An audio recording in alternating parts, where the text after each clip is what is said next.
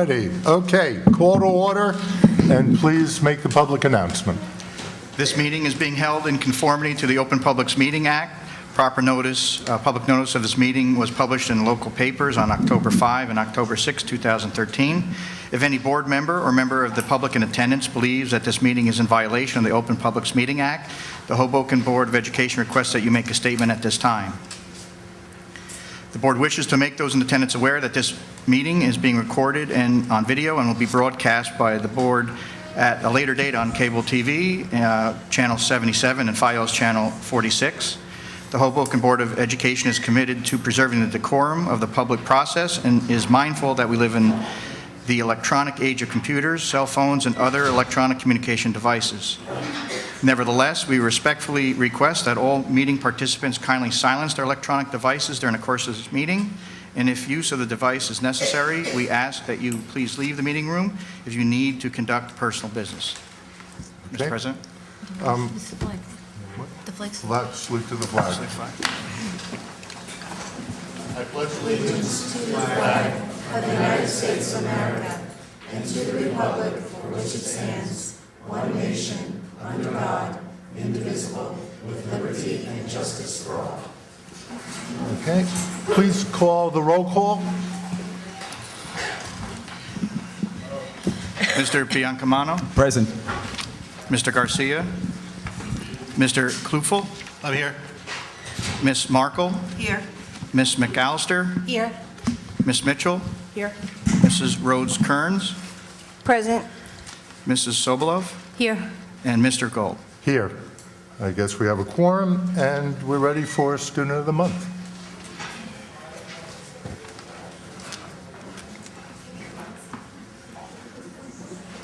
Good evening, Mr. President and fellow board members. Good evening. It's my pleasure this evening to present the Students of the Month for the month of September. At Calabro School, we have fifth grader Alexandra Muhammad.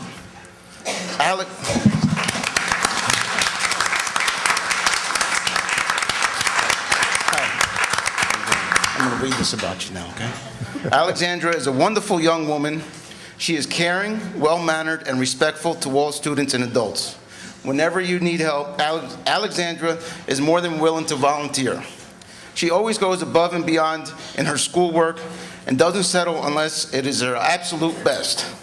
She loves to help other students whenever needed and encourages them to be successful. Alexandra is a great role model for her class and for her school. Overall, Alexandra's leadership skills, dedication to her school and to her work, and overall attitude for success are the reasons she's been selected as Calabro's Student of the Month. Congratulations, Alexandra.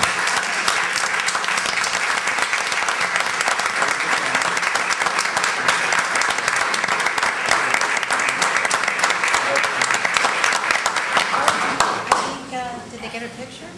What's that? Did he get the picture? Yeah, they did. Did the father get the picture? Okay.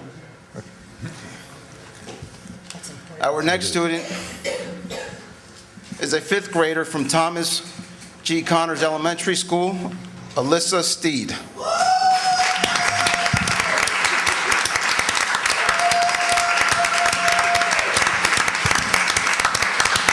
Hi, Alyssa. Alyssa has entered the fifth grade with a passion for learning. She is the first to lend a helping hand to her fellow classmates. Alyssa responds to all challenges with strong confidence and self-worth.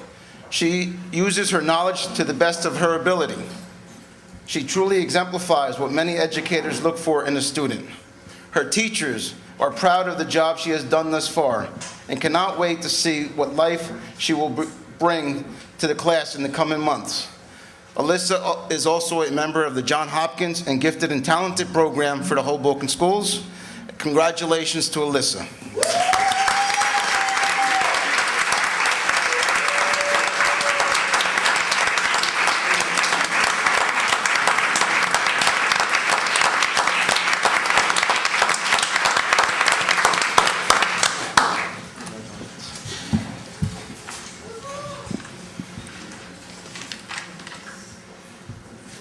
Our next student is a sixth grader from Wallace, Gabriella D'Antonio.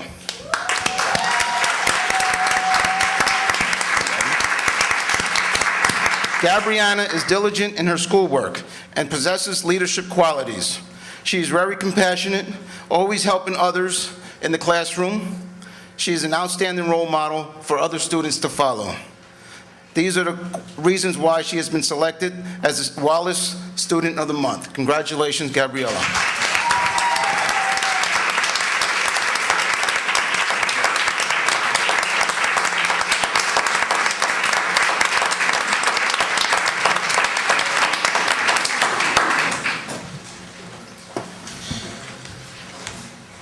And last but not least, our high school student, 11th grader, Jason Oliveras.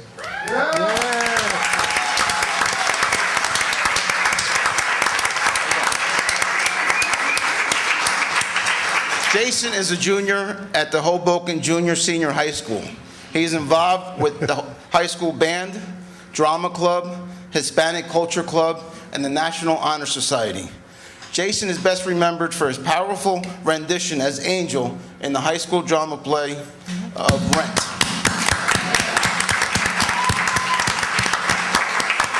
Jason is talented, intelligent, and spiritual force to be reckoned with. His determination and attitude challenges students around him to be the best at what they can do. He is an articulate and special young man that is leading the charge to make Hoboken Junior Senior High School a better place. The high school faculty is honored to present Jason Oliveras as the Student of the Month. Congratulations, Jason.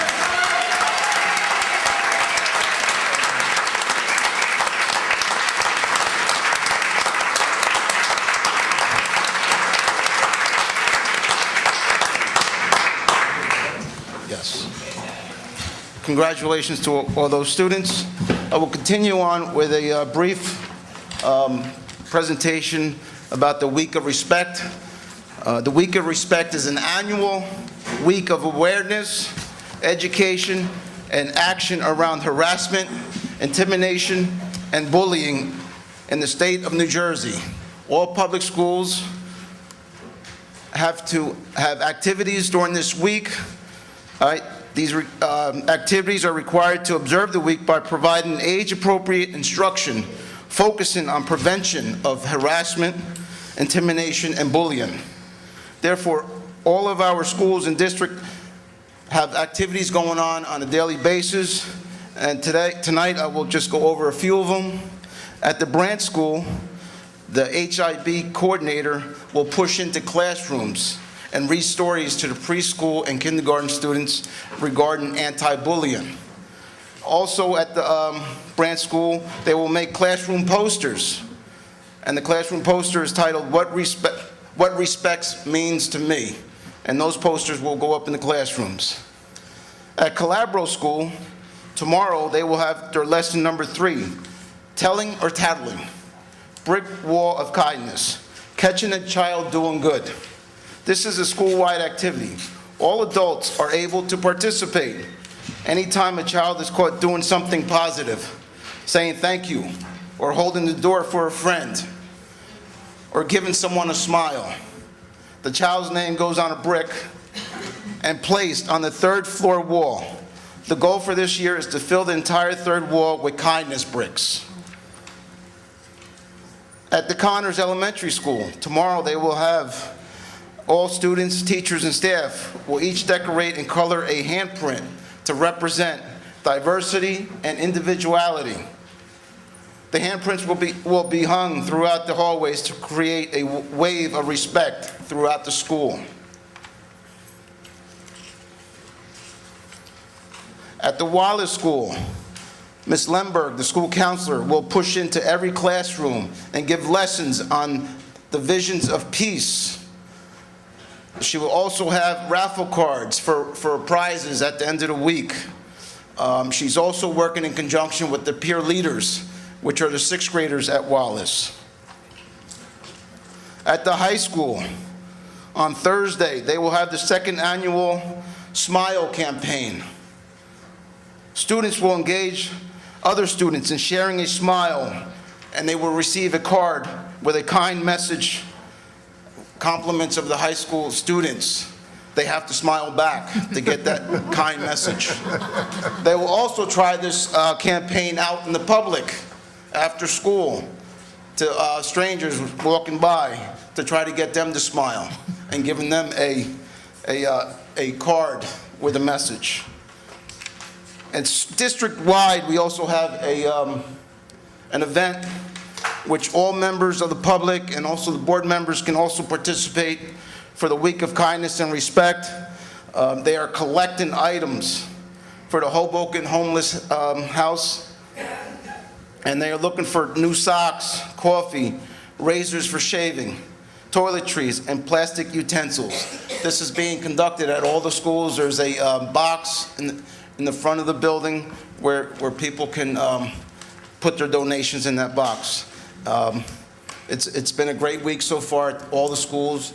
It's great to see the kids showing a lot of respect towards each other, and the whole idea is to springboard and have this last for the entire school year and later on beyond as they leave the schools. Thank you.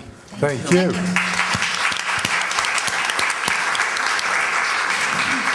Okay, the superintendent's report, please.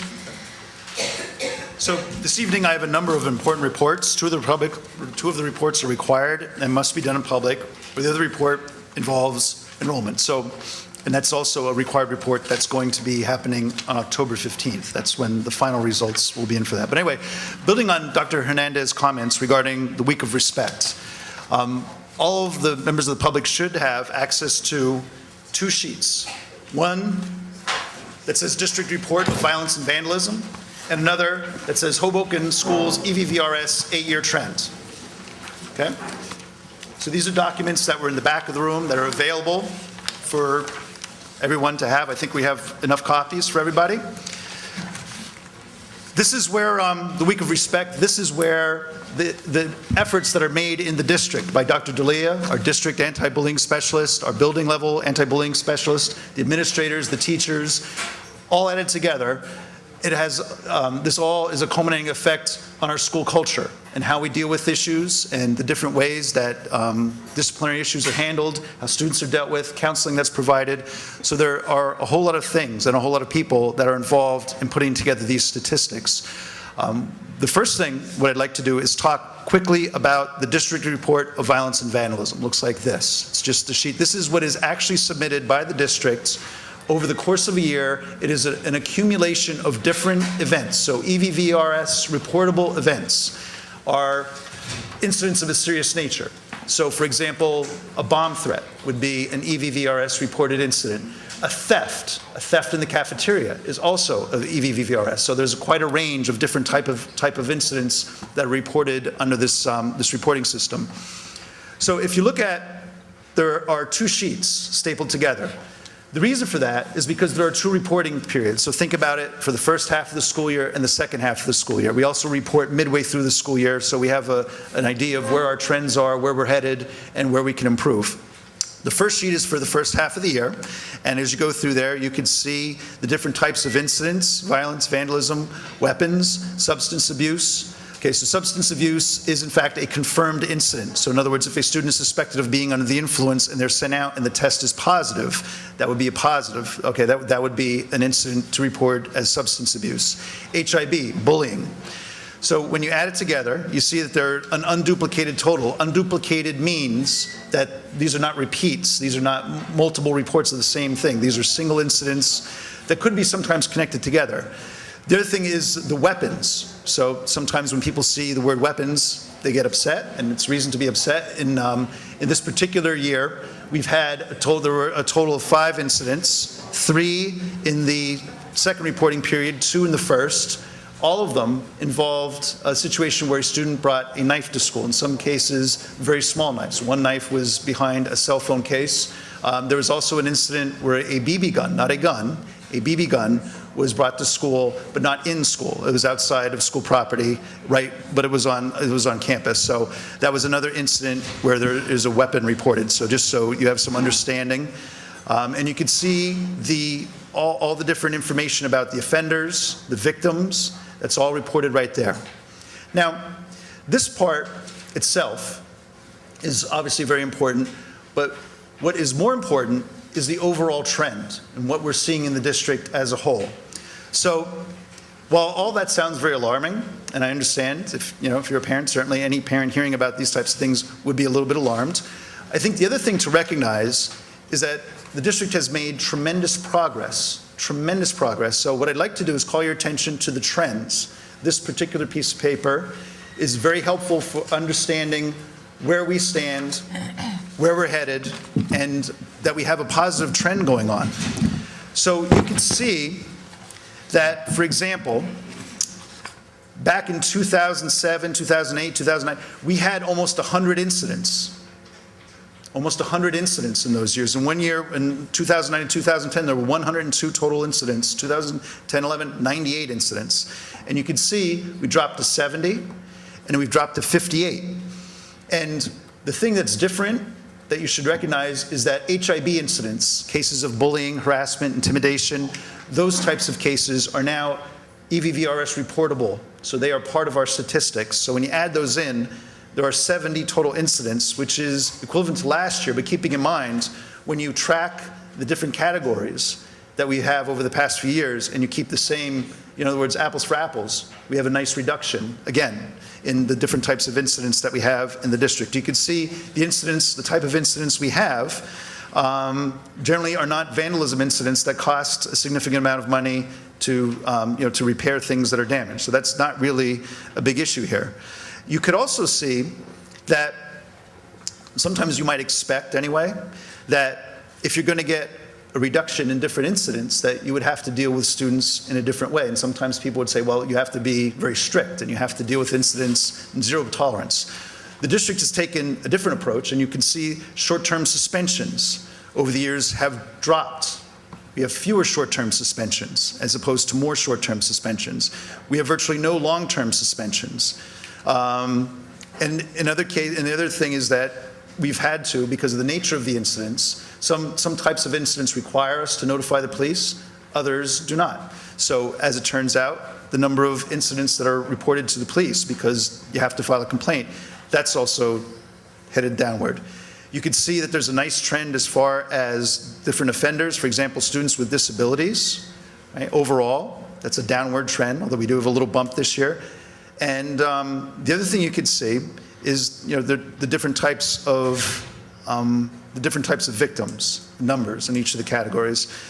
So when you add it all together, I think that this sheet shows that there's a very nice positive trend with some very serious issues, very serious issues that the administration deals with, the teachers deal with, and I think that through a collaborative effort, that things are really headed in the right way. The two places where there has been a tremendous a decrease in incidents involve the high school, and there's been great progress. Mr. Fitzhugh, Mr. Shannon have done a wonderful job at the Connor School with a new model for discipline, positive behavioral supports in school. So it's a new model that they're following at the Connor School, and that has really paid great dividends. There are very few, if almost no incidents that Mr. Fitzhugh is reporting, and the school is going along in a very nice way in terms of school climate. So that is the EVVRS. That is a required report. It has to happen. And so I will answer questions later if there's questions that pop up. The other report, which is at the heart of what we do here, is our student achievement report, our standardized testing report. How are our students doing in school? So we have a variety of different results. We have a variety of different test results to share with you. We have the New Jersey Ask, we have the HESPA, we have the SAT, we have AP testing, a variety of different testing results that we have to share with the community. So that is contained in this particular, this is a PowerPoint. And what I did is I printed it out because a lot of people get frustrated because the screen is over there, so I figured I'd print it out for all of you so you could see it. On the first page, it's important to recognize a few things. One, that we're reporting different tests. So every year the students take a different test. They're different students. We have a great transiency rate here in Hoboken. Different years, right? So different time periods. There's also some other things that have happened with the test, so they're not the same because there's the Common Core alignment, the introduction of Common Core type material into the standardized test. And I don't know if you've been following the news in New York, the results have been problematic for most of the school districts. They've had a significant drop in performance, if you've been following the news. We have, so the introduction of Common Core. There's also a transition happening. So this will be the final year of the state's testing program as it is. The following year, we go to PARC, which is a different type of test, a computer-based test the students will be taking, and that will start actually this year because we are a pilot district. So our district will be one of the very first in the state to do the PARC testing because we've been selected to be a PARC district for field testing. This report is for all students. So no students, no groups of students have been excluded. So the special ed students are not excluded. The English language learners are not excluded. All student groups are included in our results. The other thing to notice or to recognize with the results is that change is ongoing. So we have lots of different state requirements, federal requirements, and there's the cohort graduation rate, which is something we will talk about later. I have information about that. There's the Regional Achievement Center. We have new textbooks. We have new technology. And we also have a new Department of Ed model for evaluating schools. And we'll have a little discussion about that a little bit as well. And the important note is test scores are part of the story. They're not the whole story. And so there's a lot that goes into a school district and a lot that goes into improving schools. So test scores are not the only thing. So if I could turn your attention to the next page 3 and 4 of the PowerPoint, has to do with Hoboken High School. So we'll start at the high school. We'll start at the top. We'll start at the place where there was a tremendous interest on the part of the board, tremendous interest on the part of the community to see improved results for the students. And of course, when you look at the results from a few years ago compared to now, you're seeing some nice results. So you could see for HESPA. HESPA is the state graduation test. It's the test given to all juniors, high school proficiency assessment. You can see in 2011, 66.9% of the students at Hoboken High School were not proficient on the math section of the HESPA. So 2 out of 3 students were not proficient, 2 out of 3. And you can see in 2013, we made nice steady progress, and you see that 39.2% of the students are now partially proficient. So a very nice improvement, a reduction of 27.7% of the students who were once partially proficient that are now either proficient or advanced proficient, and you can see exactly what those numbers are. So you can see that there's a number of students that moved in proficient range, and you can see that there's a nice number of students moving into the advanced proficient range. So that's the HESPA mathematics results for this past year, and I'm very encouraged by that. I think there is a way to go. I think we still have room to improve. There's no question about that. But is it a positive trend? Is it something for the community to be proud of? Is it something for the students to be proud of and the teachers? Absolutely. It's a very nice improvement. So I congratulate the high school, particularly the math department, the math supervisor for those results. I think they did a wonderful job addressing a number of different issues that were out there. If you go to the next page, now you'll see the 3-year trend for language arts. Again, this is for all students, and you can see that in 2011, 28.1% of the students were partially proficient, means they were not proficient on the HESPA for language arts. We've reduced that number. It really improved in 2012. We maintained our effort, and so over 3 years, you see a reduction of 12.4%. That's a good thing. Under partially proficient, a reduction is a good thing. Under proficient and advanced proficient, a plus is a very good thing. So that's what you want to see. And you see a nice improvement, right? Even though the proficient percentage went from 85 to 73.5, the important part to note about that is that there's a big increase in our advanced proficiency. So you have 10.8% of the students who are advanced proficient. That's a great change. The other thing that I included in the analysis was our differential between what students were achieving, what level they were achieving at when they were in 8th grade, when they took the New Jersey Ask, and what they're achieving now as juniors in high school. So these are now the seniors, right? The test was last year. So you can see that 48% of the students were partially proficient in math when they were in 8th grade. By the end of high school, when they took the HESPA, it was 39.2%, so a reduction. And the same with language arts. 25.4 to 15.7 is another reduction. So those minuses are good numbers, right? Because we're reducing the percentage of students who are partially proficient. If you go to the next page, we have our SAT results. 3-year trend for SAT. So you can see in 2011, right, our average score was 1176. 2012, it was 1159. 2013, we have a nice increase. We have 1224. So is that that where we would like it to be? The answer is no. Do we have a number of students that are performing at a very high level, that are performing, getting 1,800 and 1,900, close to 2,000 on the SAT? The answer is we do have students in that range. But we also have students who need some work. And so we're working to help those students. We have additional classes. We have a lot of remedial courses that we're offering. We're doing all sorts of things, including our after-school program for students to help them with their studies. So I think that is also something that will continue to improve over time. And the other thing I wanted to illustrate, because this is an indicator of school performance, this is something the Department of Ed looks at, is AP testing. So first of all, do we have AP tests? Do we have the AP program? The answer is yes. Did we have the program for a very long time? The answer is no. We started in 2012, so you can see in 2011, there were no AP tests. That's when we had the IB program. Now in 2012, you see that 4.5% of the students scored at a 3+. A 3 is the most basic, the lowest score out of 5 that you can get where students are awarded college credit. So the 3 is the benchmark. You want to get a score of 3, 4, or 5. This is something that the state tracks. This is something that's reported back to the district. So you can see that only 4.5% of the students, granted it was a new program, but only 4.5% scored 3+. Now in 2013, you have 24.6% of the students scoring 3+. So again, nice progress for the students of the high school and something to be proud of in terms of our students in the AP program. That's great progress. Still more room to grow, still more improvement, and still something that we hope to see, bigger numbers down the road. More participation, students involved in the AP program and performing at 3 or above in terms of when they actually take the AP test. Okay, so now, if we can move along to pages 9 and 10, what I'd like to do is go over our ASK results, the New Jersey ASK. That is the state test for all of our students in grades 3 through 8. Grade 8 I'll report later on because that's really part of the high school reporting.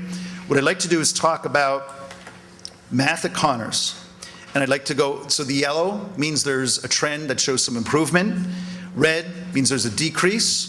And green means there's mixed results. Now I can tell you, when you look at all of our results, you will see in the 7th and 8th grade, you will see a lot of red.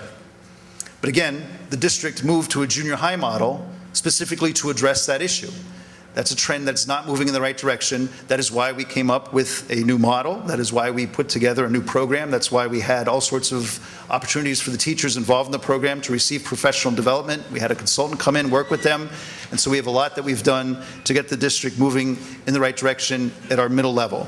But in the meantime, so the yellow. If you look at Connors School is a school that has definitely needed to make some progress, and we're seeing some good progress. If you look at the 3rd grade, the PP stands for partially proficient, right? P is proficient, and AP is advanced proficient. So that's what that means. As you roll along in the partially proficient, you'll see in Connors School, there's a drop in partially proficient. That's a good thing, right? From 27.8 to 25.9 to 19.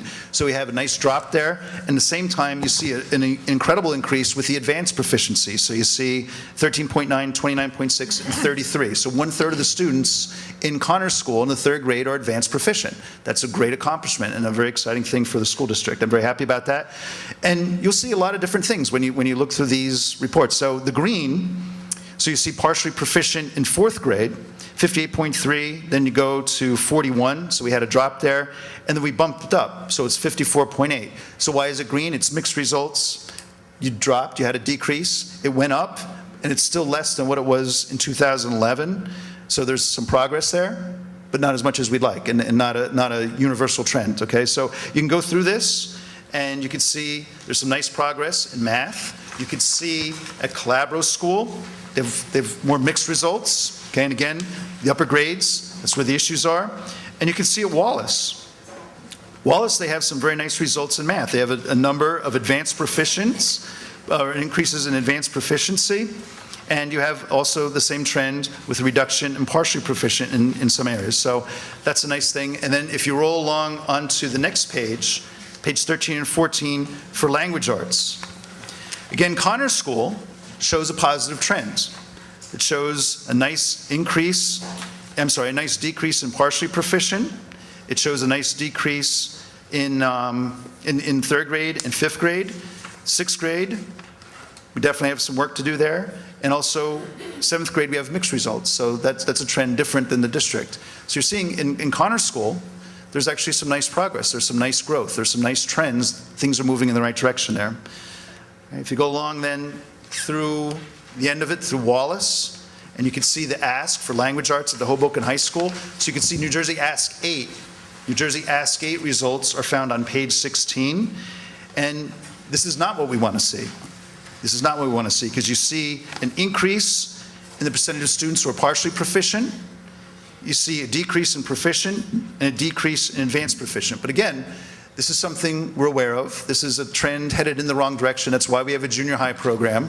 And that is why we've invested a tremendous amount of money at that grade level for new books, for new resources, for professional development for teachers. And so we're working very hard to turn that around. That is the next age group where we really need to see a significant turnaround, and we need to see that turnaround happen this year. So I think the new program that we have is something, like I said, that will very much do a lot of good for the students in the junior high. So then, as you roll along, and you get to page 19 and 20, there are two other indicators of student performance that the New Jersey Department of Ed uses for assessing progress made in a school district. One of them, which you read about quite a bit, is the Hoboken High School graduation rate. And there's a lot of people who have a lot to say about that. But what I did is I put some factual information for you to see. In 2011, our graduation rate was about 82. It was a little bit under that. 2012, 74.5. 2013, you see it's 85.4. Now, what I'm saying about that 85.4 is what is locked in right now at the Department of Ed. In other words, we have already reported the number of students. They make a determination. And what does that mean? When we get an 85.4, that means 85.4% of the students who at any time set foot in Hoboken High School as a registered student for this class, who should have graduated in 4 years, are who we're responsible for. So in other words, it's not just your senior year. This is tracking students from their freshman year, the minute they enter 9th grade. If they go to another district, that's caught. Sometimes if they go to a private district or they move out of state, that's not caught. So ultimately, the lowest this could be, the lowest the number is going to be is 85.4%. That's our graduation rate for this past year. But there are, because of different scenarios that have played out at the high school, as far as students moving out of state and documentation we've appealed a few of those, and you're allowed to appeal. And so the appeals, if we're successful, hopefully that'll take us near 90%, which is a very nice improvement. Now, that's something that really, I think there's a major thing that took place this past year, which is a new policy passed by the Board of Ed, well, a revision of a policy regarding high school graduation. And it's a very simple thing. The simple part is that if you aren't actually graduating from high school, you don't get to participate in the commencement exercises. And even though it seems like a no-brainer, there's a lot of districts that do allow students to participate in commencement exercises even though they're not graduates. This makes it real for the students. We also did an analysis. There was a practice of having summer graduates. So students would go and they would take summer school if they were behind on credit. That is a practice that we found out in the end once they left high school. If they didn't have the credits, they didn't have what they needed before they left in June, they generally didn't finish, and they wound up being students who never graduated. So we know that there's a number of cases like that. We knew that had to change. We did not want to allow that option to continue, where you could be a summer graduate. There's many students who said, oh, I'm just going to be a summer graduate, and the problem was, like I said, they never actually wound up graduating. The other important thing that was introduced into the high school last year was the AIM program. The AIM program is an alternative program that assists students to recover credit. So it's online, and so students are able to sign up for different classes where they're behind on credit. They're allowed to meet graduation requirements. It's a fully accredited program.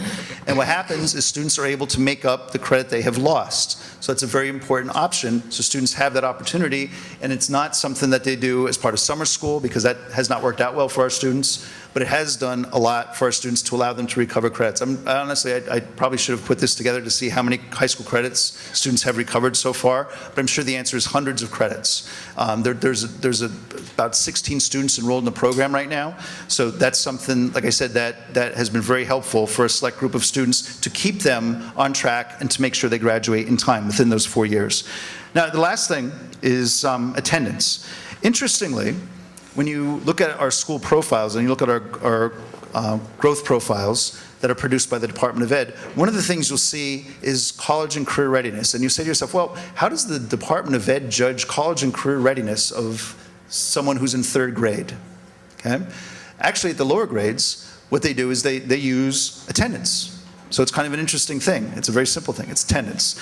And so you see there's some good improvements in terms of attendance. We have a nice improvement for all of our schools. We have a little bit of a dip, as you see in Connor's school this past year, but we've made some progress in that area as far as attendance goes. And the new benchmark for the state, so this is not the district's policy. The district's policy is different, but the benchmark for the state is that 5 absences for any reason, whether you're sick, not sick, on vacation, doesn't matter. After 5 absences, the effect is felt in school. Students suffer after they have 5 absences in school. That's why we continue to encourage and send the message home, please have your children come to school on time. And that effect is multiplied for students who are economically disadvantaged by 10. There's a major difference for students who are economically disadvantaged, and that is there's a number of students in the district like that. When they're absent from school, it's even more detrimental to their overall academic performance. So that is our report as far as our student performance. It's a big report. It's a lot to think about, and I would certainly take questions if the chair would like to do that, or would you like me to finish my reporting? I'd like you to finish your reporting and Okay. then we'll... So the final part of my report has to do, the third report, is the October 15th report. It's an application for state school aid. And what it is it's a report, mostly enrollment.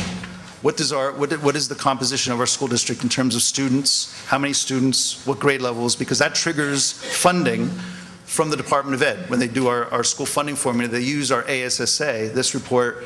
So what we have right now is we have, as of today, we have 2,475 children enrolled in the school district.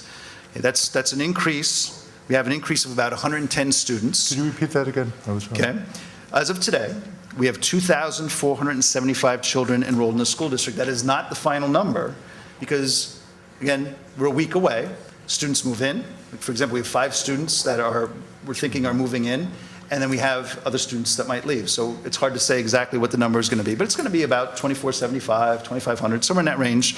And last year we had an enrollment of 2,365 at this time. So that's an increase of about 110 students.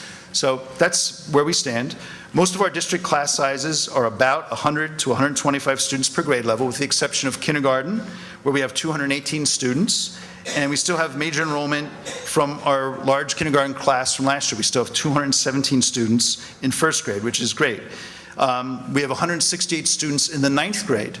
So at the high school level, there's a positive trend as far as enrollment goes, 142 in the 10th grade. And then you get to the 11th and 12th grade. So the 11th and 12th grade are very small. They're very small class sizes. So you have 84 students in the 11th grade, and you have 105 students at the high school in the 12th grade. So, but once those smaller classes have transitioned out of the high school, they've graduated. Like I said, we have some larger classes moving up. So there's reason to believe that over the next few years, if we keep 200 students per grade level or about that as we move along in the elementary grades and continue to build the enrollment at the high school, hopefully our district will reach a much larger size in terms of enrollment. But we are moving in the right direction. And again, this is not the official count. The official count will be audited, and that will all take place October 15th. The other important notes regarding the agenda: the Department of Ed will be visiting the school district for full CUSAC monitoring on February 11th, 12th, and 13th. So with your approval, we'd like to convene a meeting of the committee to get started with this significant challenge. It's a monitoring done by the Department of Ed. We're hiring a number of employees to staff our pre-K classrooms. Earlier this year, there was a little bit of controversy about our pre-K program and enrollment and how many kids in space and a whole lot that went on.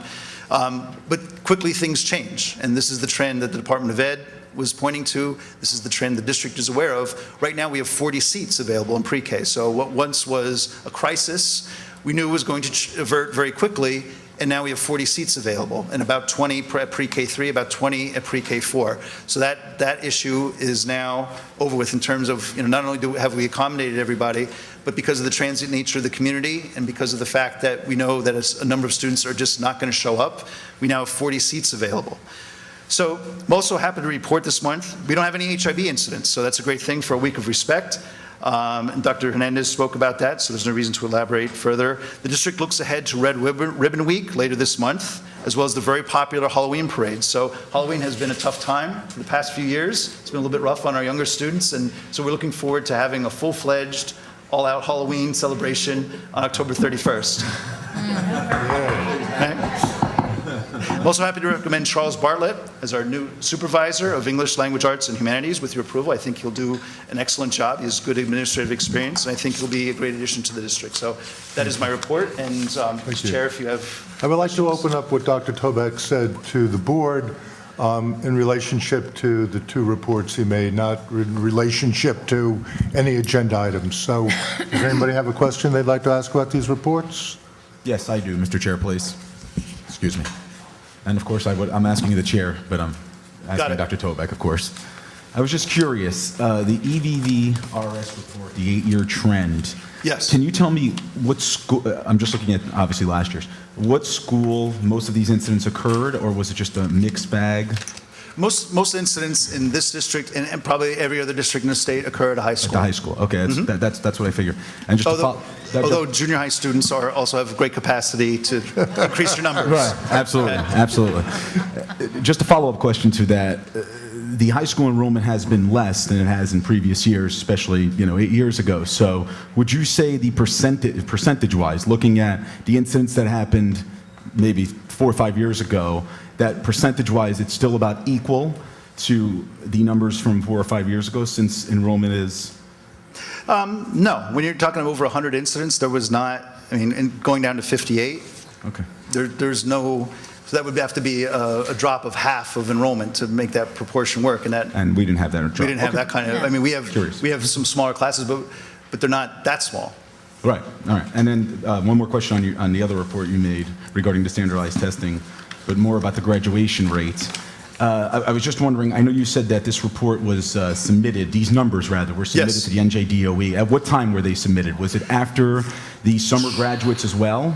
No, we don't have that anymore. Okay. So I that see. has nothing to do, it has to do with the number of students who entered ninth grade 4 years ago who Okay. should have graduated in June. That's it. That's it. There was no Okay. summer graduates. It's strictly a 4-year cohort, which means if you started at any time at Hoboken High School, or if you were a freshman and you were there during that time period, then they expect to see you at the end as a graduate. If your name is not there, the state does that. The state does that analysis. I appreciate that. Thank you so much. So Mr. Chair. for clarification, 85% is the base, and it's expected to go up. It's possible that it'll go up based on some appeals we've submitted. We have it in New Jersey Smart is the reporting system, is what it's Right. called. And right now, that number sits there. Uh-huh. That's the number that we have pending appeals. And it is an increase even with 85%. It's a nice increase. Thank you. Any other? Yeah, I just want a clarification. Between the 10th grade, is this working? The 10th grade and the 11th grade. The 11th grade is 84 students, but the 10th grade, so the next grade coming up, has 142, is that correct? Yep. So it's like... it sounds And like 168 in the ninth grade.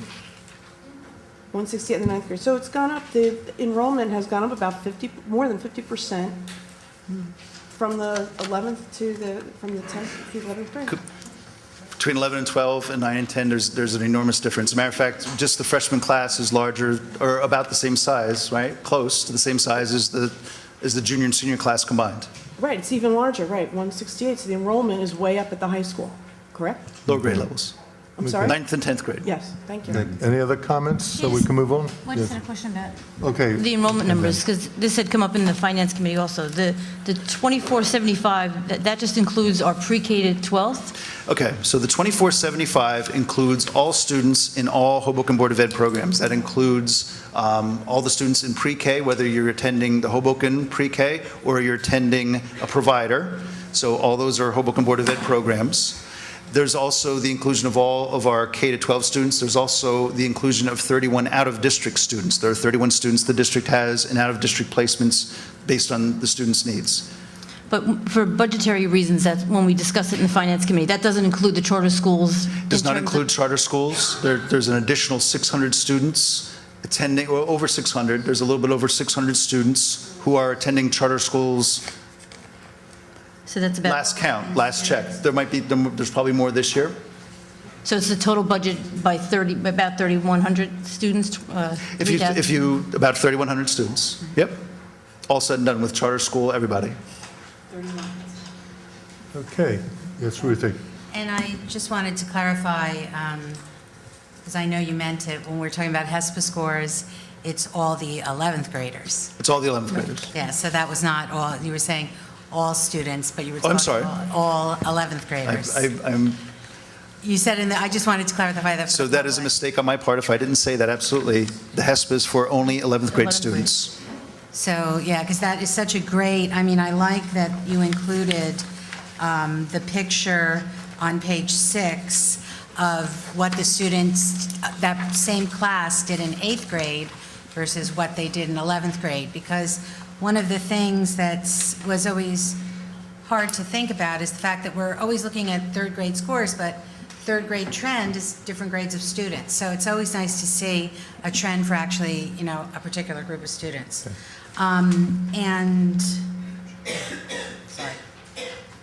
And that was it. Okay, I'd like to move on to the business administrator Wait, report. excuse me, would you like Mr. to Chair. recognize? Yeah, I just wanted to ask a question about that also. The increase in enrollment in the freshman year, and could that have anything to do with school choice, since we expanded that also? Absolutely. That brought a lot more into our district? Yes. And the To the tune- decrease, could that have happened with us also, with the decrease in the 12th grade?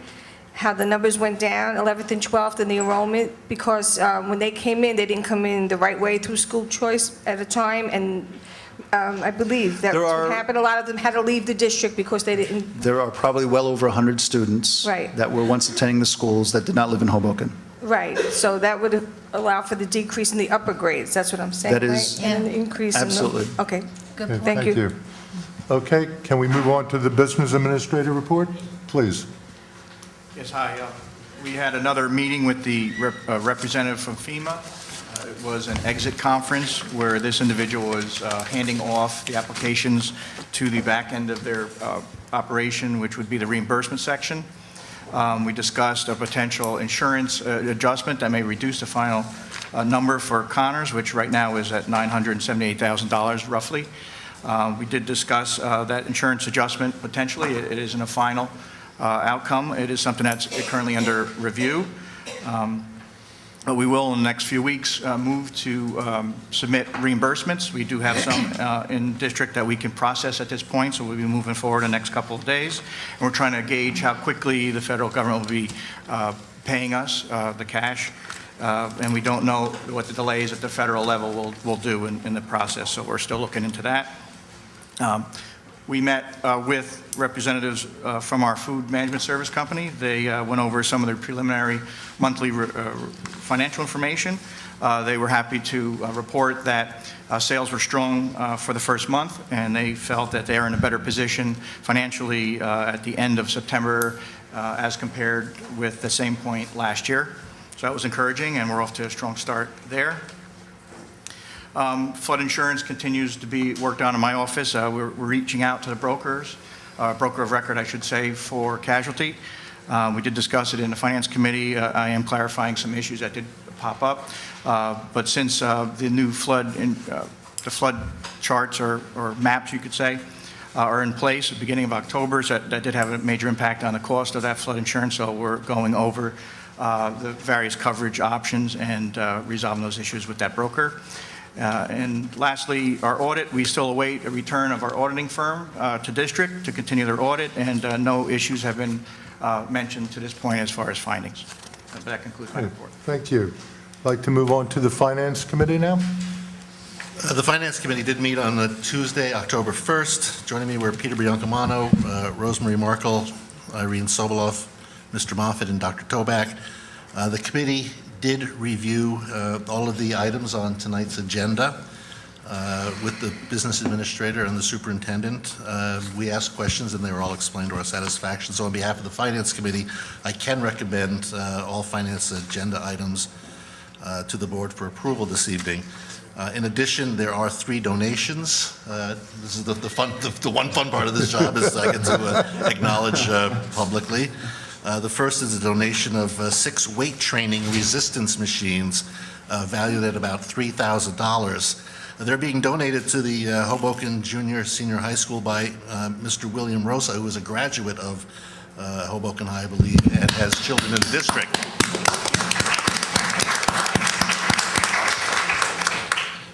Another is a donation from Target Take from their education program, a $382 donation earmarked also for Hoboken Junior Senior High School. And finally, there's a $1,000 donation to the Hoboken High School class of 2014 from CarePoint Health, which some of us also know as the Hoboken University Medical Center.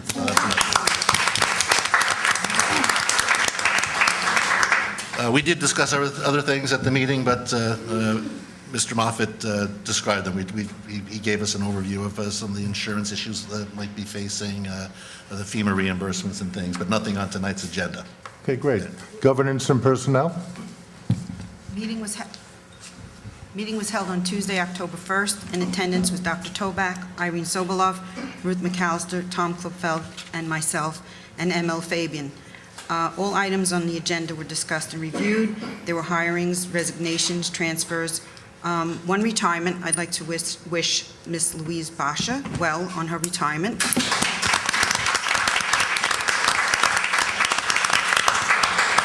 And just to take note that, as Dr. Toback said, there's a language arts supervisor on the agenda for tonight's consideration. Thank you. Curriculum? We had a Curriculum and Programs Committee meeting on Tuesday, October 1st, from 5:30 to 7:30. Myself, Irene Sobolov, and Jean Marie Mitchell were in attendance, as well as 3 members of the public. There is a number of curriculum writing approvals on the agenda. They include mathematics for grades 6 and 8. This is all in line to the Common Core. Robotics, math modeling using technology, web design, gallery art, drama and speech, social studies for 7, social studies for grade 8, structured learning experience, algebra 2, et cetera, et cetera. There's many more. It's great, and as we spoke about this, I say this again, these are courses that are actually being taught right now. These are the revisions and the finals, and at that point, we pay the teachers who we actually approved last June to do the writing over the summer. So thank you to the teachers for their hard work. We also discussed a Fairleigh Dickinson partnership with Calabro. Our new principal at Calabro has worked with the doctor at Fairleigh Dickinson to put together a proposal for a partnership.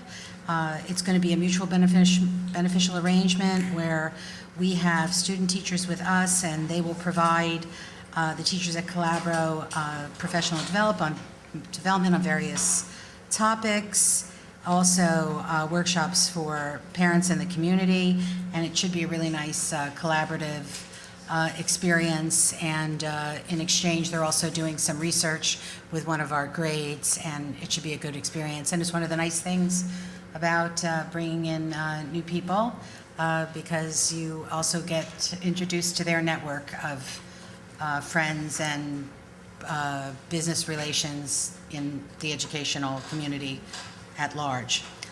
We reviewed the testing schedule for the year and discussed assessment tests. Sometimes it seems like we do a lot of testing, but a lot of our testing that we do now is benchmark testing, which is really transparent to the children and often to the parents, because it's a lot of one-on-one, multiple times a year, short, oral or written, a couple of questions for teachers to be identifying and seeing the children are learning and figuring out where their strengths and weaknesses are. So we discussed that schedule.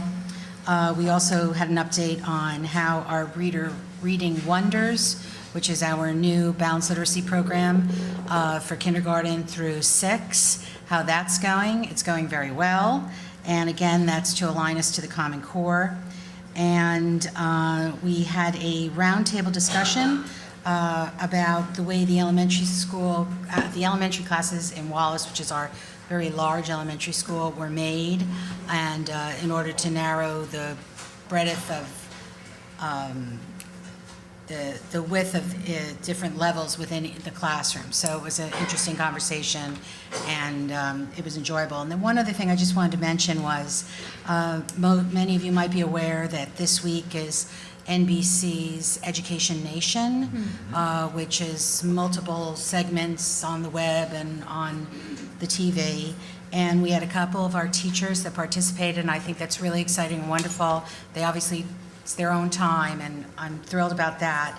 And they also highlighted a lot of the discussion on the regular TV has been about the Common Core curriculum, and, which is 38 states have adopted this national, now what's going to be a national Common Core curriculum.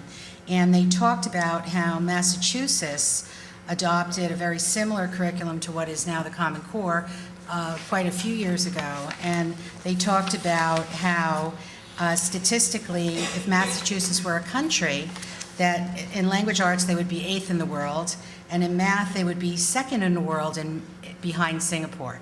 And it was really exciting because what we've done in this district is we actually instituted the Common Core ahead of schedule. We're probably way ahead of most districts in New Jersey. It's really exciting. It was a lot of hard work by the administration and by our teachers, and also by our parents for adjusting to new things. And that was exciting to hear on national TV because we're doing something that's going to be great for our kids. We also discussed in curriculum how to remind everyone that our kids are all getting double math and double language arts. And that's one of the other things that the administration has put into place in order to improve our test scores. So not only are they working with the Common Core and with these new initiatives, they're also getting twice as much of it in the school day. So, okay. All right, athletics and performing arts, please. Thanks. Actually, I have two reports. I'm trying to be brief. The Athletics and Performing Arts Committee met on October 1st. I was there with Dr. Hernandez and Rosemary Markle. In the athletics section, the schedule star is now has current Hoboken High School sports schedules on it. It's in real time. You can enter either through the district website or search schedule star, and you can get updates on all the athletic schedules. Yeah, thanks. A pep rally has been scheduled for October 18th for the home game with St. Anthony, but this Friday is also a home game against Lincoln, and the games start at 7, and everybody should come out. Participants in individual sports were discussed, and there is 169 for this season, students. Performing arts auditions for the next district play, which is the 25th annual Putnam County Spelling Bee, will be held on November 13th, 14th, and 15th. The Drama Club will be attending the Paper Mill Playhouse production of The Honeymoon in Vegas on October 10th. I believe they got some kind of a discount for their drama club to go, which is a nice opportunity for them.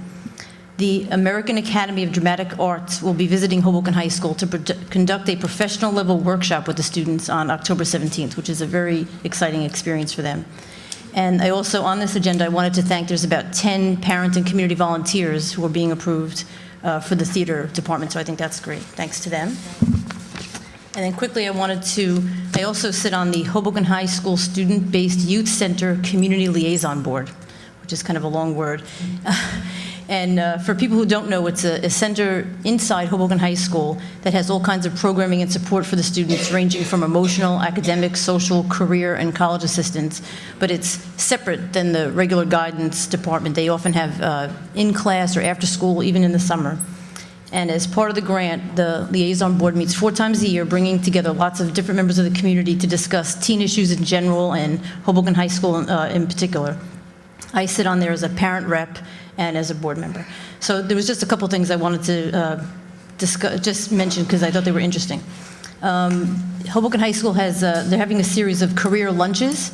The center surveys the students for areas of interest, and then they invite members of the public in those areas to discuss their careers and how they got there and their path, and it's a very popular program. In the past, there were culinary arts, law, criminal justice, music, and theater arts. So right now the survey is going on, and then they'll be looking out into the community for volunteers. Yeah, that's a nice thing. Junior Prep Day, which the center coordinates, was a very popular program started by Teresa Minitillo 10 years ago, and about 50 or 60 members of the community visit Hoboken High School for the entire day and discuss a very wide range of careers, also resume writing and interview techniques. That's usually in April, but the outreach is going to start now. And then Challenge Day was a huge success. It's a day-long program last year with about 100 students and 20 community members, and they came together to learn about each other and celebrate their diversity and trust. And the students were so moved by this. It was really an incredible day. They began a Be the Change group. And they've stuck with it. There's about 20 or 40 students that still meet together on their own or with the center and want to bring this kind of goodwill out. So I think we heard a little bit about it. They've started this Smile campaign. So in conjunction with the Week of Respect, they're going to go out into the community. And so if you see, I just wanted to say, if you see a bunch of Hoboken high school kids, and you'll know them by their uniforms and their big, gigantic smiles, smile back at them and you'll get one of their cards. So that's kind of a fun event. Fantastic. Thank you. All right, we're back. The Wellness Facilities Committee. The Facilities, Transportation Committee, and Wellness Subcommittee met on Tuesday, October 1st at 4:30 p.m. In attendance was myself as the chair, Rosemary Markle, Irene Sobolov, Tim Callaghy, the Facilities Director, John Pepperota from Sodexo, he's the Director of the food program, and the district chef. My apologies, I didn't get his name. At the high school, the scoreboard will be installed very shortly. The original one was flooded during Hurricane Sandy. So it will be installed at the 50-yard line on the far side of the field, which is on higher ground. It'll be mounted on steel beams and will use very little electricity as the lights are LED. The scoreboard is designed to display baseball, football, and soccer scores. The Demarest steps and railings on the Garden Street side are complete, and they meet with current city code, so that's a finished product. At the Brandt School, there was a discussion about installing a bike rack at the Brandt School. The Brandt PTO had expressed interest. The sidewalk around the Brandt School, though, is narrower than other schools, the perimeter, as well as the scaffolding takes up another foot of sidewalk space. The Hoboken Fire Department, let's see, the Hoboken Fire Department and the district agrees that the safety of the children is of utmost importance, and the bike rack cannot be put on the sidewalk surrounding the school because it would block egress in case of an evacuation.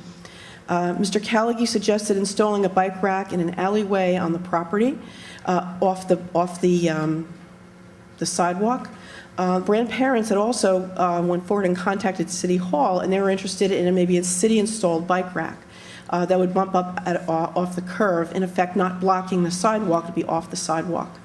I'll be meeting with the interested parents, Brandt interested parents, the facility director, Tim Callaghy, and Mr. Sharp to come to an agreeable solution on installing this bike rack at Brandt School. There was a bike rack installed at Wallace School. Photos are, I noticed flyers are flying around Facebook, and it appears there are a lot of happy parents, so that was a good thing. Food services and wellness. John Pepperota reported that the sales of meals have increased to about 1,200 more for the month of September as compared to last year. I'd like to remind parents that the elementary and junior senior high school breakfast is free to all students, regardless of whether they qualify for free and reduced lunch. Every student is eligible. Sodexo is also preparing to sponsor a health fair to encourage community outreach. The fair will probably be held between December and April of next year. A parent reached out also and would like the district to participate in the tree program. We are looking into participating with the program, and it'll be up for further discussion. That's my report. Okay, thank you. Thank you. And just a few short words. It should be obvious that this is the last school board meeting before the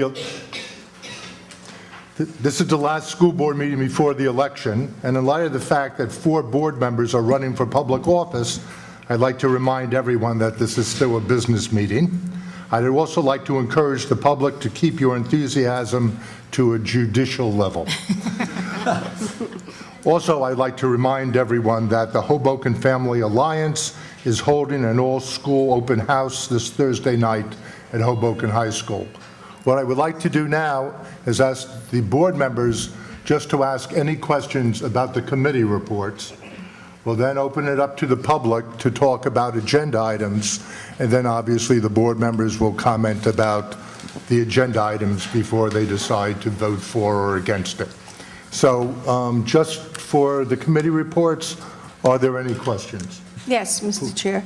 I have one for the facility and one for the athletic. So with the facility, with the bike racks in Wallace, do the children basically use them, the parents or the staff, for the bikes? That's what I was curious about, because Brandt has preschoolers in it, don't they? So who would the bikes be for? More the parents, I guess? I don't know. That's why I'm asking. Wallace has older children, right? And they're up to 6th grade now. Yeah. I just saw the picture of the, Wallace track. right, of the one at Wallace. So if you, Dr. Toback, do you know more about the size of the? Well, the one We're in still Wallace is talking- installed, right? Yes. Correct? So who, Correct. that's what I'm saying, who's making most use of that right now? The Parents, students and parents. Students They're, and yes, parents? they would, Okay. it would accommodate bicycles of both sizes. of- Okay. Yes. So now for Brandt, they're mainly preschoolers, am I correct on that? Or kindergartners, so it would be for them too? Yeah, parents walk their children through with a bicycle, so some parents will have their bicycles there, or teachers, they're So welcome. that's the purpose, why they And- would want, okay, I was just curious Yes. about the bikes, if it was for the staff, maybe more. Right, I but didn't know. that design will be looked at by the city as well as Mr. Callaghy. Okay. I believe for the athletic, right? Yes, and one for the athletic. With the Respect Week, I had read in the paper that recently, it may have been a few months ago, the New Jersey NJSIAA, that they have a policy now that for all sports, not just football, that trash talking is banned, and they have to read, it's supposed to be in effect now, I believe, that they're supposed to read, the official has to read to the team, I guess, or the team coach or captain about trash talk. And I got it up on my website over here, and what they're supposed to be saying, and I was wondering if that's helpful in, I don't know, the coach didn't mention at the meeting, I can ask him about it. yeah, do we fall under those guidelines, though, I would think? so, yeah. The officials are NJSIA officials, so they're not school employees. Their job is to provide whatever directions are supposed to be provided before a game starts. Right, that's why I was curious, are they doing that? Did that take effect yet? Because I know they adopted that policy, and go ahead, sorry. The official, again, those are not our employees, so I wouldn't have a way of checking to see if they've been, I wouldn't be able to call them in, the officials at football games. They would provide the instruction before the game. Much Right. like they come by and they check to see if you have a cast, they probably provide some instruction before the game. So, but that's not our, that's No, not. I was wondering if anybody knew if they're doing that, because they're supposed to do it for all sports, not just football. The officials, not to our coaches or our team captains or... They provide instructions before games. They provide Right. instructions to the captains when they come out onto the field. Yeah. And that's usually how that happens. Right. And they also inspect the sidelines, go talk to the coaches before the Right. game about equipment. Yeah, because it's very specific, and it says that, you know, if the player violates one of the things, taunting or harassment, that they can be thrown out of the game, and they're supposed to be reading that. I was just curious. Could you find out? Sure. You know, ask the coach of any sport. It's very general. Well, it's the Just curious AD. to know if they're doing that. Sure. Okay, thank you. Okay, thank you. Peter? Yes, thank you very much, Mr. Chair. This question is regarding the superintendent's report and not regarding the two presentations. I was just curious, and maybe you touched up on this, but I don't think you did. In terms of the government shutdown, are any of our early childhood programs affected or any other type of funding affected? Not at this time. Not at this time, okay. And we don't see anything in the foreseeable future, correct? It's possible. I guess it depends how long this goes on. So right now, we have no direction from the state. We have no, because funding comes from the federal level to the Right. state, and it's Right. distributed by the state.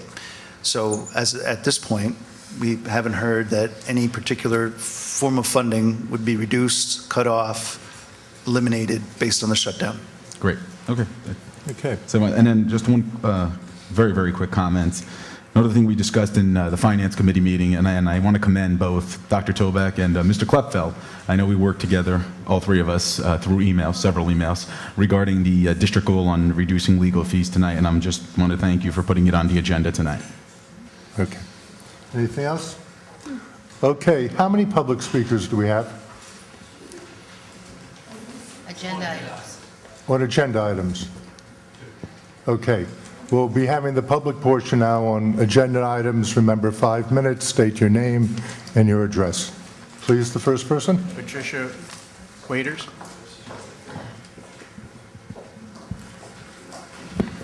Good evening, Patricia Waiters.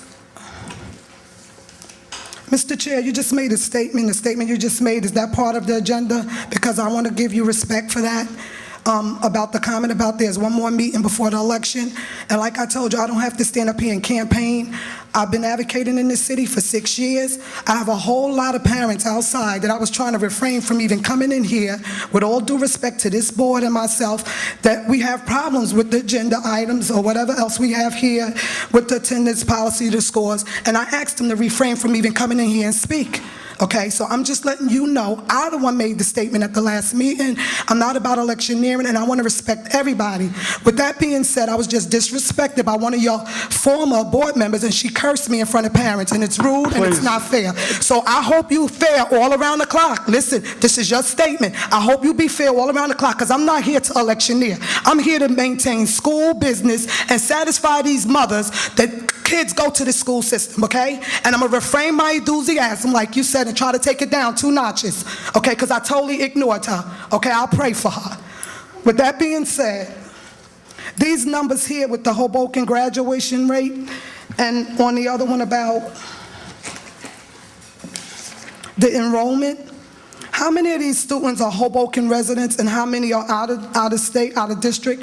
The ones that's out of district, is this under the school choice program? You don't have to answer me now, Dr. Toback. You've been very fair. We're getting back in touch with me. These are just a few issues that people was curious about. And the HESPA scores for the 11th graders. My daughter is in 11th grade now, right? So it's not her, because she was in the 10th last year. It's the prior year before. Thank you. That's real good to hear. And with the 2,400, am I saying? 75. And 75 students enrolled. And I mentioned about the enrolled in the school district committee. Oh yeah, this is about the same thing about the school choice. Some of those are school choice programs. These not all our Hoboken residents, right? We'll answer it when you're done. You know we always answer your questions. Yeah, when numbers, okay. Thank you so much, too, for working with me. And the vandalism and the discipline, too, this is going to be kind of hard. I'm going to try to refrain from that, but I know there's a chain of command I've been telling the parents that they have to follow before it get really sticky where the police or whatever else is involved, but I have a few issues pertaining to that I'm going to hold off with that, and I'm asking this board again. I already spoke to the parents about following the chain of command with the principal first and so on and so forth before they bring that problem to you, to this board as a government body. So I'm asking again tonight with all administration or whoever, could you work with these parents on these issues as far as the vandalism and disciplinaries go? And with that being said, that's all I have for the agenda items tonight. Thank you. Thank you. And we'll answer once the next person speaks. Who? Next person is Jason Yoon Hendricks.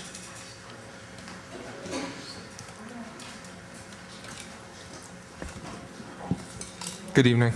Jason Yoon Hendricks, Monroe Street. 2 items. So, actually really just one. Regarding the testing results, a lot of promising stuff, obviously still challenges and areas to focus on, which I have no doubt you're doing. In particular, I guess I was struck with, on slide 2, different students, and something that I find myself saying to parents that ask me about it is the school district, or at least the high school, does a very good job of addressing the needs of everybody who comes in, or so I see when I walk the halls and I talk to fellow parents, whether their children have challenges around performance, whether they excel in a certain subject or another. And I guess that comes down to a general approach of wanting to address the needs of all children, which any public school has to do, since we can't be selective here. So when I look at the slides and the performance, I guess it's not a surprise that from one year to the next, you can see significant fluctuations, but there clearly are good trends. The slide 6 was particularly helpful, and I hope that it continues to be tracked, looking at the NJASC 8 versus HESPA. I think it says a lot. That's doing, looking at the same class and what the change was there. I guess in contrast, slides 16 and 17 were looking at 3 different 8th grade classes in succession. So again, these are all different kids, and different kids learn differently. So I guess it needs to be kept in mind. The one other thing I saw on here that I thought worth drawing attention to was the AP testing numbers, and there's actually a question here, which if the president sees fit to answer, it would be great. Are all AP students in AP classes expected to take the AP test? Because I know that taking the AP test is optional, and many schools allow it to be optional. So you'll see a rather large number of kids who take the AP courses, but a significantly smaller number that take the test. From what I've heard, the district strongly encourages everybody in the classes to actually take the test. I just thought it was worth noting. Thank you. Okay, thank you. There seem to be 2 questions on the table. One is the relationship between school choice and test scores and AP, whether or not you're required to take the test. Anybody care to address it? Yes. In the AP classes, we do require our children to take the AP test. So, Okay. And as far as the other item, thank you for your comments. Okay, I'm going to make a suggestion that I know won't happen, but I have to do it. I'd like to propose a consent agenda for the agenda items. Is that what we're up to? No other people signed up for the agenda, right? Okay, so I'd like to make a motion to make our agenda a consent one. Mr. Chair? Yes. We don't have to, I have questions regarding very few agenda items, but I don't think we have to pull them. If we could just, That's if I fine, can ask them, please. if you don't mind. Okay. Talk about the ones that you're concerned about. The first one is 9.21, and it could be found on page 22. Great. I know. That is good. Regarding the staff for additional compensation, and again, this question is through the chair to Dr. Toback. We're approving a dance club advisor tonight for additional compensation. And I was just curious, how, and maybe you don't have the numbers in front of you, but how many students are actually in the dance program, and is it worth it to, or the dance team rather, and is it worth it? Last year, they finished with about 20 students. So, I don't know how many they have at this point, but I can find it out for you. so you believe it's worth it to pay an additional stipend to a different? Okay. And is that the range in terms of the number of students in clubs, about 20, before we start giving additional compensations? Okay. Okay, then do it. All right, and then move on, can I move on to the next? Please. Thank you. 9.23 regarding. Wait, I'm sorry? I think, Peter, you're reading that as that's additional money for that dance club. It's not. That's just the stipend. But isn't Remember I there- asked you about the wording on that? It makes it seem like they're getting an additional 818, the way it's worded. That is the stipend, totally and completely. Oh, I It's see. no So the extra money. agenda had additional. That's where the confusion. Yes, came in. I it's see. With the Okay. additional compensation or stipends, we changed it in response to your concerns to say Right, stipends. but as you can So tell I'm just when you curious. read it, it looks like that they're getting. So the dance team only has one advisor. after One tonight- advisor. That's After it. tonight. Oh, I see. Okay, I thought it was just an additional person. I thought they were having 2 advisors. That's No. why I was trying to figure out how many students were in it. Okay. And then moving on, 9.23, approval of 6th teaching period. The backup was a little vague, and I have it right in front of me right now since we have these nice computers in front of us, in terms of what the reasons are for approving these. Go ahead. The The math is the vast majority, right? Right. Almost all of them are math. 5 of 6, right. And the reason for that is because the district is trying to, one, reduce class sizes. Two, we're also trying to, we have doubled the amount, okay. The district has, in past negotiations, negotiated the ability to have a 6th period and assign that to teachers for additional pay. Right now, that additional pay is about $5,000. So we use that when we can to cover classes. And the reason we do that is because just alone, the cost for covering 5 classes, we would have to hire another teacher. The district would have to hire another teacher, pay the benefits. There's a cost involved with that, somewhere in the neighborhood of $70,000 to $75,000, depending on the benefit situation. Now, if we're able to cover it with stipends, we don't have to hire somebody. The district saves, because that only costs, for 5 classes, it costs $25,000. So the district saves $45,000, $50,000. That's a full schedule for a teacher right there. So the reason we're doing that, the reason is because, one, it's the most economical way of addressing our needs. And then the other part of it is that we've doubled the amount of math and language arts for our junior high students. So we need a lot more math periods. So we're able to basically, for a small amount of money, hire what is essentially another teacher to cover these additional students that are there as a result of the junior high program, and to cover the additional math instruction that we have for them. I see. And it does say in the terminology on the resolution, it does say pending adequate student enrollments. Right. What is adequate student enrollment? Depending on this class, if it's a special needs class, that's clearly defined. There's no Right. options with that. If it's a regular class, we usually try to keep our math classes, somewhere in the 18 to 20 range, 21, 22, somewhere in see. that range. So If there's a class with 8 students or 10 students, now the other thing is, of course, this is a whole big discussion about other class sizes and things like that, but it's a judgment call by the principal. If it makes sense, if the students have specific needs that really they need a small environment, that's a judgment call for the principal.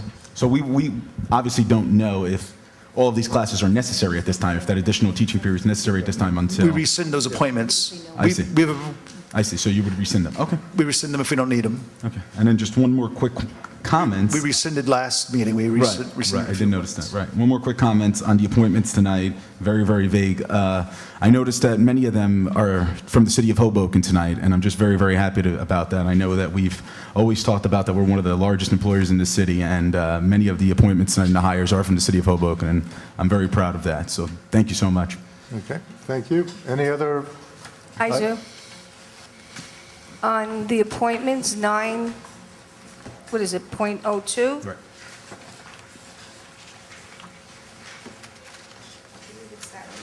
Number 16. It's the same thing, yeah. It says for the supervisor of English language arts, as he is released from present school district. Has he been released? He's from Patterson, right? Patterson School District. Has he been released yet? We haven't hired them yet. Excuse me, but, then they'll release him, or, yes. That's why I'm asking. It said, I didn't understand that part. 10-9. The answer is he's not. It says, or as soon as he is released. Right, so the idea is basically this. Most people are not going to resign their positions unless they have another job. So his decision about coming to the district is contingent about the board's decision and the vote. What would happen under normal circumstances is then he would go to his supervisor and say, hey, I have this job, but I'd like to be released as soon as possible. And then what happens is the supervisor would say, well, we can afford to release you here, or maybe there's somebody who's like an understudy who's ready to go right away, in which case, if they could release him in a week, Can you let us know the date once it happens, once he accepts? Sure. We approve it, and then, because they may want to hold on to him for a little while they might. longer, right? If there's a We don't know that. 60-day requirement. Right, okay. Just keep us informed. Thank Okay, you. thank you. And the other one is, I want to pull for the vote, is the approval of the minutes.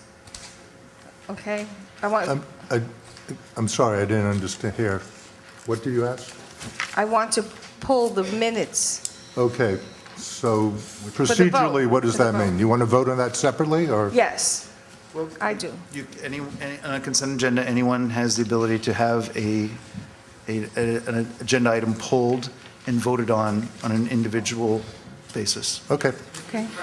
Suggestion is before you call for the consent agenda, just have a separate vote on the minutes, which is what you would typically do anyway, and then call for the consent agenda on the actual action items. Great, thank you. I'll take your advice as usual. Okay, and Mr. Chair, I see we have our sheets here if we're attending or not attending, so I'm not attending. Is this to be approved tonight, the workshop? Okay, so I'll just give it to you. Okay. And I received, I don't know, did you receive a letter about the New Jersey School Boards Association Special Education Committee? Did I receive? About that I was appointed to it? No. Okay, so here's the letter. I'll give it to the board secretary, so. Congratulations. That's very Oh, nice. thank you.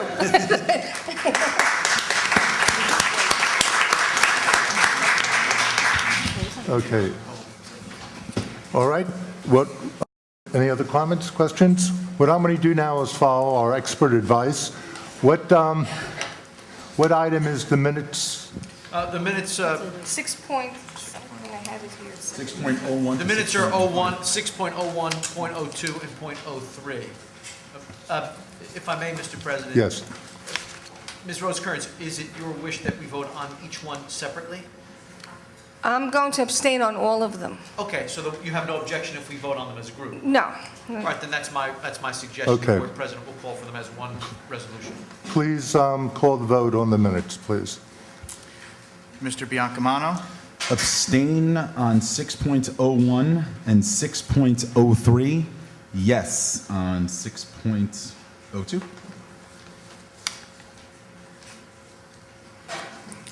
Mr. Klupfel? Yes. Ms. Markle? 6.02, I have to abstain. 601 and 603, yes. Ms. McAllister? I have to abstain on 6.02, and then yes on 6.01 and 6.03. Ms. Mitchell? Yes on all three. Mrs. Rhodes Kearns? I'm abstaining on all of them, all the minutes. Ms. Sobolov? Yes. And Dr. Gold? Yes. Carried. Okay. Now I'm going to have a motion for a consent agenda on all the other items. I move it. Okay? Second. Please call the vote. Mr. Biancamano? Aye. Mr. Clifford? Yes. Ms. Markle? 9.02, number 11, no. 9.28, no. Yes for everything else. Ms. McAllister? Yes. Ms. Mitchell? Yes. Ms. Rhodes Kearns? Yes. Mrs. Sobolov? Yes for everything, no on 9.28. And Dr. Gold? Yes. Carries. Carries. Okay, the agenda. How many people are listed for the public portion? 11. Okay. Since I'm still going to give 5 minutes, why don't we take a 5-minute break and then start in 5 minutes? Okay, we're rolling, so we're paying attention. Okay, 1 second. Okay. So we still have 11? 11 speakers. Okay. Find out, we call them. We have the timekeeper. Yes. If you, Do you want to use my thing? Is that working? No, I figured out how to do it with a. all right. And if you are a candidate, as a courtesy, please say that you are. All right. First person. Kelly Turner?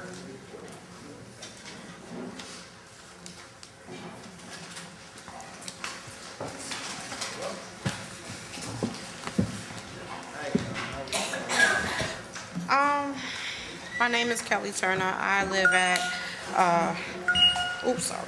Adams Street. And I am, here because of the EMT program in Hoboken and the high school. I just want to say, like, I was really upset About the program being taken out of Hoboken High School, my daughter has been a high school student for 3.5, this her last year. And she's been a participant of this program for 3 years. And she has enjoyed it. She was very upset and just,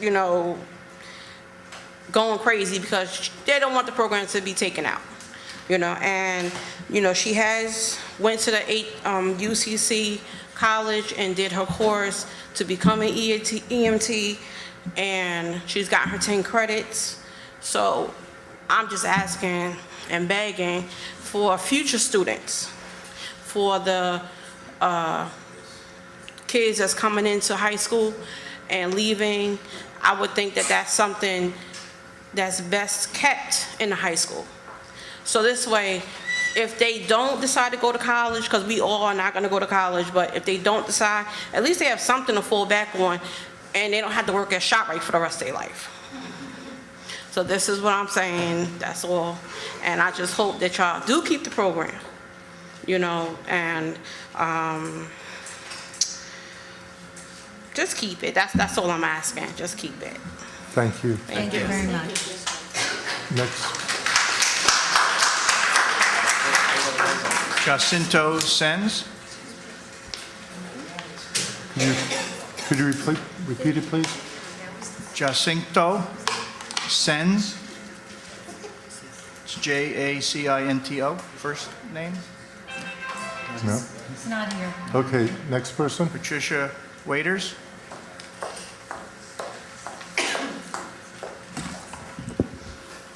Good evening again, Patricia Waiters, 1233 Park Avenue, Hoboken Board of Ed, candidate and the winner. I have a few issues here. Nothing wrong with being optimistic.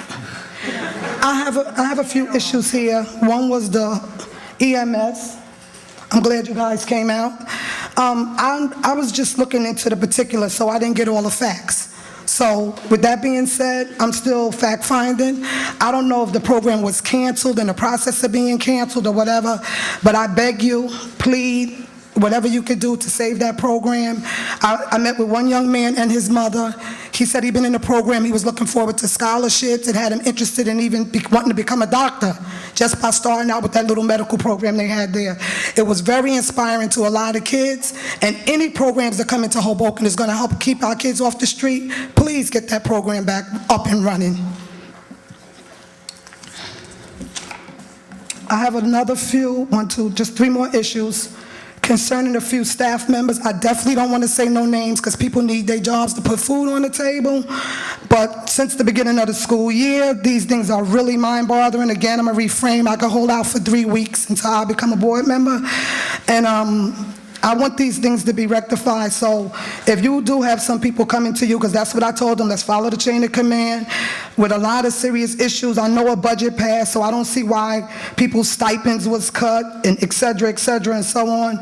I don't want to go into detail, but you will be hearing from people, staff members that do work for our Board of Ed, and it is good that most of them is from Hoboken. And for you, Ms. Kearns, kudos to you. It's good to see a person with integrity don't sit there and vote for their own chair and their own policies. Excellent from abstaining tonight. That was great, shows integrity. And I want to know, again, what role the board plays in the hiring process in the city, because I want to make sure no good kudu cookies be given out after the election. With that being said, good luck to my opponents, and see you November the 6th, up and ready to rock and roll. Thank you. Have a good night. Thank you much. Next. Angelica Montero.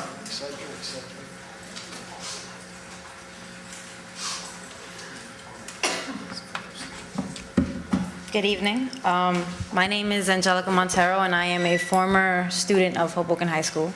I graduated in 2006. I'm also a former EMT member, and that's the reason that I'm here today. The reason I'm here is because I just wanted to advocate and kind of give support to the students who are trying to keep this program around. It was a program that changed my life completely, and along with all the other members that completed it with me.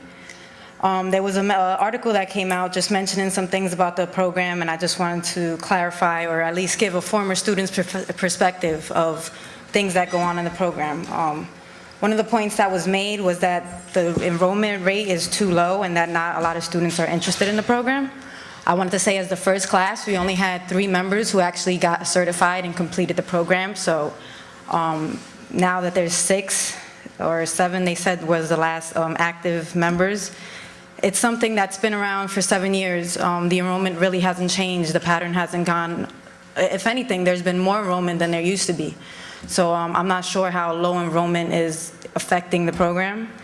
Also, there was a comment that was made that it was mostly juniors and seniors who are in the program and that the underclassmen aren't showing interest.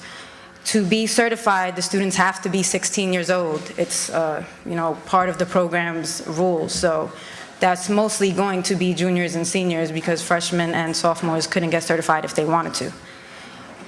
There was also another thing that talked about how no scholarships are actually given to students because of their participation based on the EMT program. I work for a college now. I'm actually recruitment for the EOF program for Fairleigh Dickinson University.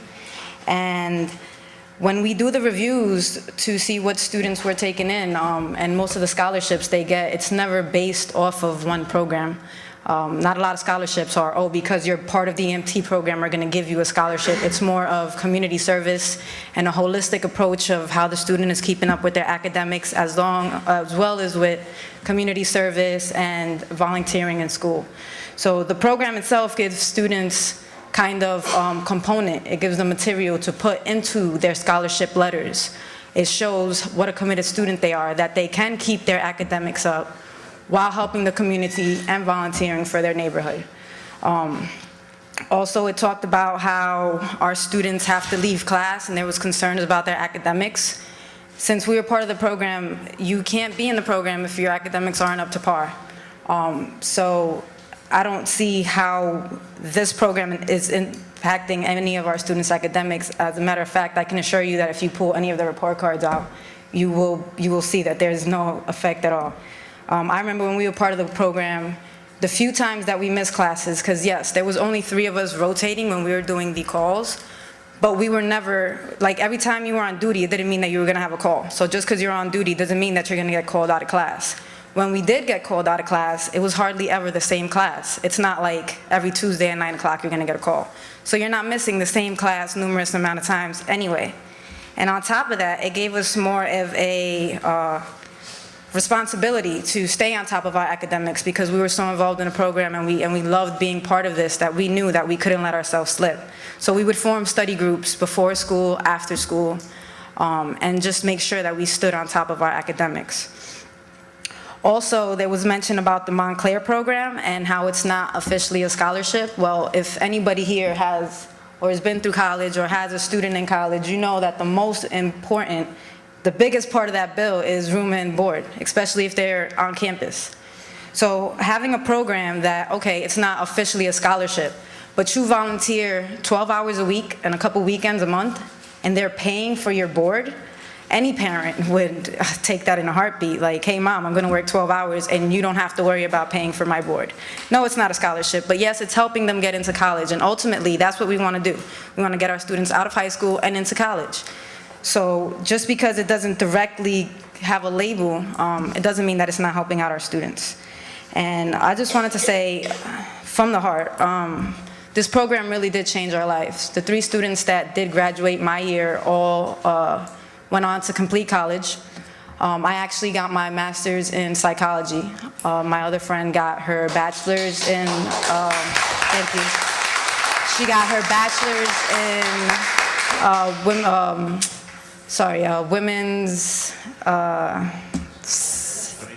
women's studies. Sorry, I'm stumbling up here. And then the third one is actually working on his RN license. He took the program all the way. He kept volunteering, became a paramedic, and now he's becoming a registered nurse. This program gives our students responsibility. It gives them self-esteem, and it helps them see how important education is and how hard work and dedication really can change your life. So please, for the future generations, consider the impact that taking this away from our students is going to have. Thank you. Have a great evening. Thank you.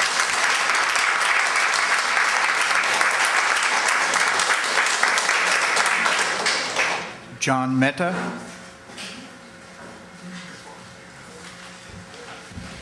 Good evening, Council. My name is John Mehta. I'm 24 years old. I did all my education since I moved to America as an immigrant from India. I've actually graduated from this very school we're in, Wallace Primary School, then Brant Middle School, then Hoboken High School. I worked with my mentor, Joseph Mealy, from middle school throughout my high school years. We started in the 4-H club in middle school, where we used to go to Iris Gardens and help them clean and look after the plants over there to make sure that everything was in well condition and make sure that the trees grew, because trees provided fresh air for us to breathe and stay on this earth. Therefore, when I got into Hoboken High School and I got there with Joseph Mealy, myself, we decided to start this program, the Emergency Response Team. That's what our base was. From there, we evolved into the EMT program. After that, we became the first high school in the whole nation to obtain an ambulance and have a live ambulance running out of school on call with high school students who are trained to trust you, and everybody in this room, their parents, their grandparents, their lives. We put their lives in our hands. And by doing this, we showed a lot of responsibility. And our teachers recognized the work that we were putting in. And they knew that whether it be that we had to leave class because we were going to save somebody's life, they would give us that extra help that we needed to go ahead and pass that class. Whether that meant they would stay an extra hour after school, they would come in an extra hour, they would spend lunch with us. They made sure that we caught up on all the work that we missed out so that we can continue getting this education through this program. This course was done after school, 3 hours a day, 2 times a week. 6 hours we dedicated from our own time, we didn't use the school time, we didn't infiltrate on any of the educational time during a normal 8-hour business day. Now this year I'm learning that they want to get rid of this program. I live in Hoboken all my life. From the day I can remember, we've never had an ambulance corps. Everything's been volunteer. I have my grandmother that lives here, my grandparents, other siblings, uncles, aunts, who are all elderly. Upper 70s, my uncle just had a triple bypass surgery. I care about this house. I cannot have my uncle live in this town and have to wait 30 minutes for an outside ambulance source to come save his life. Whether it be from Weehawken, West New York, Union City, Jersey City. Why the 1 square mile, one of the most populated square miles in New Jersey? People don't have cars here because of the parking trouble that we have. Now you guys want to eliminate an ambulance to save their lives? How can you guys even allow this? It's a disgrace. It really is. It's like very upsetting right now that I can stand up here as a man and tremble to tell you about this program that means so much to these kids here. Half these kids can't speak about it because their instructors have told them not to because they're active members. Active members. Their instructors can't be here right now because their job is on the line if they were to open their mouth and say something about how they feel about this program. So I really do hope that you guys take into deep consideration about getting rid of a program that's saving lives and providing education for kids. My friend Joshua, as my friend Angelica explained a little earlier, he came up to me when I was recruiting for this program and he said to me one thing. He said, "John, I really need to go to college, but it's very hard. I live in the projects with my mom. I have a couple of brothers. I don't think I'm going to have the funding." When I introduced him to the EMT program, he immediately took advantage of it.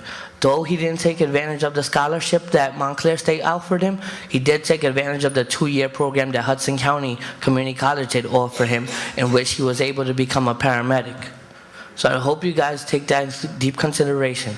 Right now, he's a paramedic working for JC Medical Center on his way to become a registered nurse. If this program doesn't teach them at least something about saving a life, it does certify them in CPR, which can always come in handy, whether it be saving their friend, a random neighbor on the street, or any family member.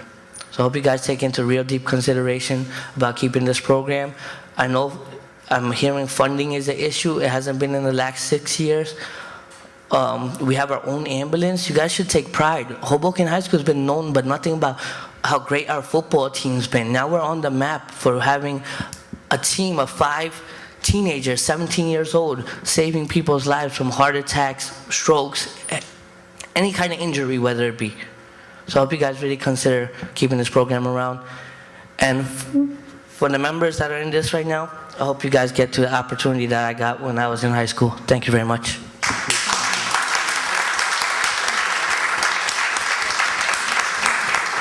Next person. Jason Yoon Hendricks.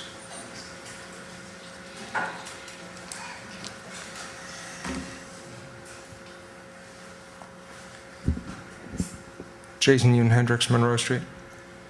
Before my main comments, I'd just like to also chime in. The EMT program, I've always thought was really a unique differentiator for the school. I mean, it's a great thing to be able to talk about. But the way we execute on it has to be considered. And if this decision was in part related to liability in whatever form, which is, if I understand correctly, that was part of the decision, then I'll remind everyone about the significant reduction in legal costs that we've realized in the last year or two. Mr. Biancamano, you mentioned that. Having said that, I strongly support reestablishing this program in some form or another because we really have a legacy at the school and the district with it. So it would be great to find a way to bring that back. I rarely stand here and direct my comments to specific individuals, except when I'm trying to follow Robert's rules, Mr. President. But I like to keep my message broad enough that it can be received by all on the board or in the audience. And that's sort of the case tonight, but I'm tossing that rule of thumb in defense of the district. A school board candidate, Murray, in a letter to the Hoboken Reporter, stated, among other things, that 61% of families move out of town before the first grade. Now, he gave no source for that data point, but I think we can all agree that many, many people choose to leave Hoboken as they have families and they start to grow. So, no dispute, it's a big number. He stood before this very mic and noted how certain other New Jersey towns have lower budgets and higher performance. Chatham and Glen Ridge are a couple he's mentioned more than once. And a healthy discussion about the differences between our district and others is a good thing to have when the motivation is the improvement of our schools. But Mr. Murray, it seems, is familiar with these particular towns because as part of his day job, he works with real estate agents in those towns, giving seminars to Hoboken families about why they should consider moving out, making that move, relocating from Hoboken. Now, people have many reasons to move, and school options are definitely one of them. But it seems pretty disingenuous to be lamenting and placing blame for people leaving Hoboken while at the same time encouraging the exodus. So given that he apparently stands to gain from people leaving, it makes me question his motivation when he talks up Glen Ridge while speaking poorly of Hoboken. All the same, this doesn't mean that some of his specific ideas for improvement are invalid, and when I hear some, I'll consider their merit. Look, I know that some of you are multitasking here. Mr. Garcia and Mr. Biancamano both have other school board, both have other elections, non-school board elections. Mr. Biancamano, you're here. Mr. Garcia is not. So, on the eve of the school board election, I'd just like both current board members and those candidates who have never served on the board to take note that you're here to serve the students and families of the district, not to serve special interests, not personal interests, not friends, not teachers, not taxpayers. Teachers and taxpayers, their opinions must be heard and should be considered. But you work for the students. In this room, you really just have one job to do, and that's to help the superintendent take care of the children of this district. And if that's your motivation, then you are a candidate worth considering. Thank you.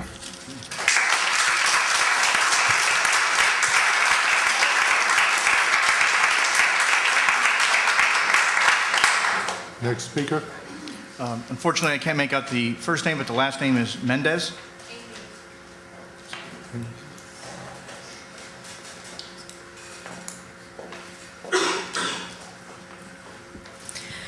Good evening. My name is Amy Mendez, and I'm speaking on the behalf of my sister, Eileen Mendez. Aloha, board members, Mark Toback, faculty, parents, students, and all present for tonight's Hoboken Board of Education meeting. I am proud to greet you all from the beautiful island of Oahu, one of the 8 Hawaiian islands where I am currently studying at the University of Hawaii of Manoa. As I meet people, they ask, why Hawaii? Why so far from home? And I share with them, as I will with you this evening, my reasons. I graduated from Hoboken High School this past June 2013, and I never would have imagined having the opportunity to study in one of the most beautiful places on earth. It was not until the rejection letters piled up from my first round of applications that I decided to apply to my current college. I was fortunate to have been accepted into both the University of Hawaii at Manoa and the Pennsylvania State University.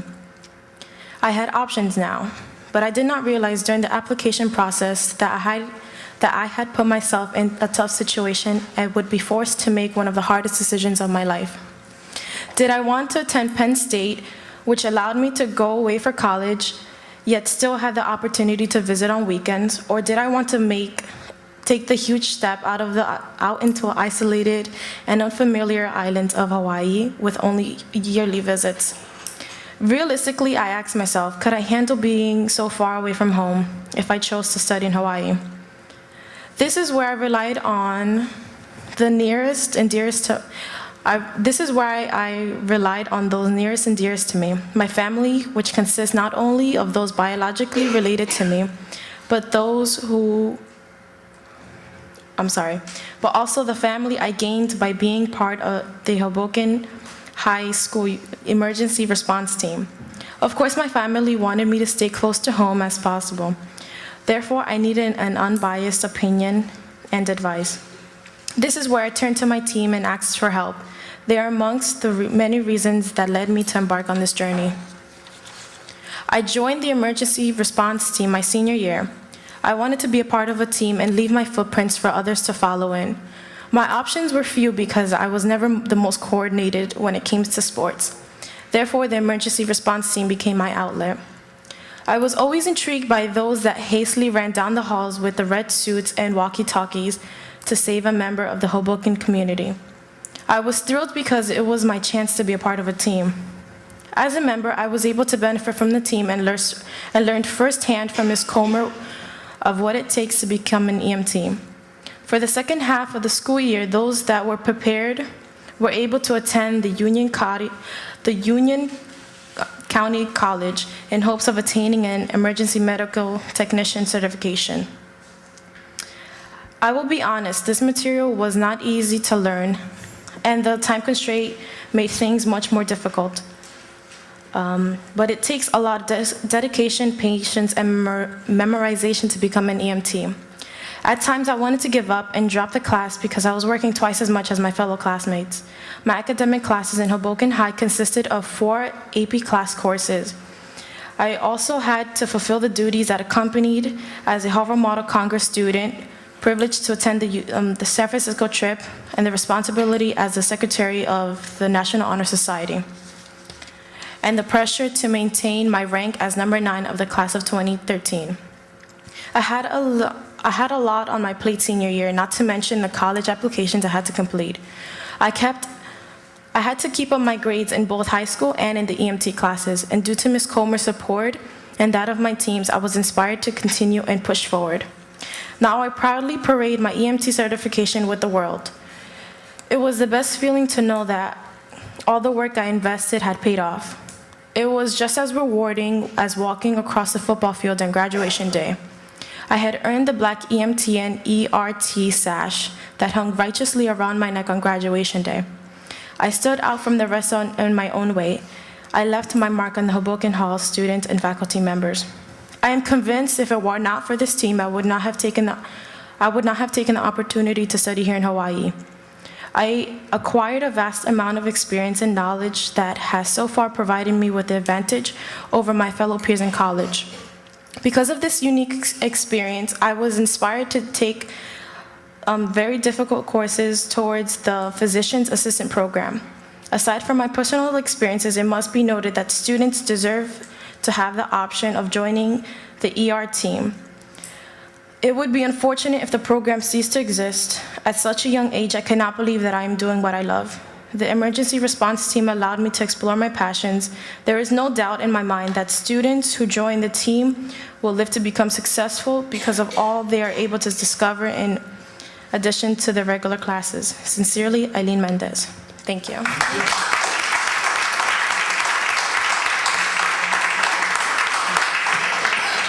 Next, please. Irene Irizarry.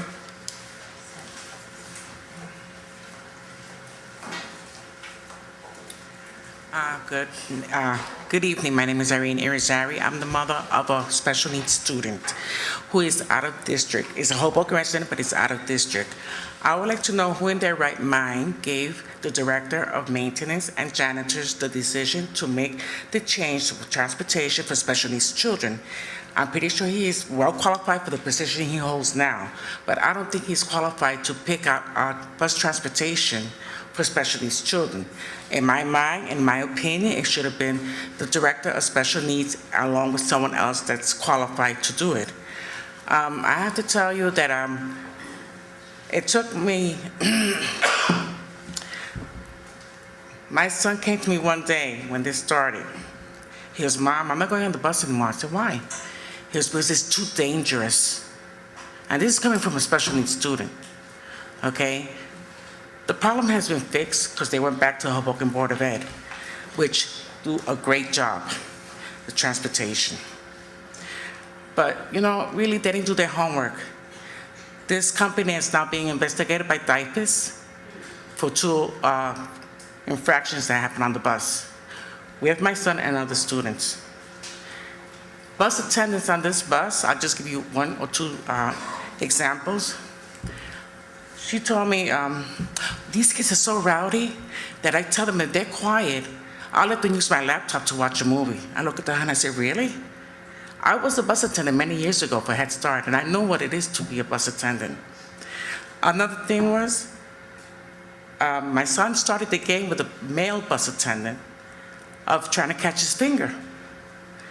The first option of that bus attendant should have been, "No, that's not appropriate. Let's play another game, a word game, a singing song game, anything else. It's not appropriate." No, he went along with my son. My son got bit on his finger. Okay, it's a long story, but I just wanted you to know what was going on. So next time when you make a decision like that, make sure it goes to the right person that knows what they're doing and knows how to deal with special needs children. Thank you. Thank you.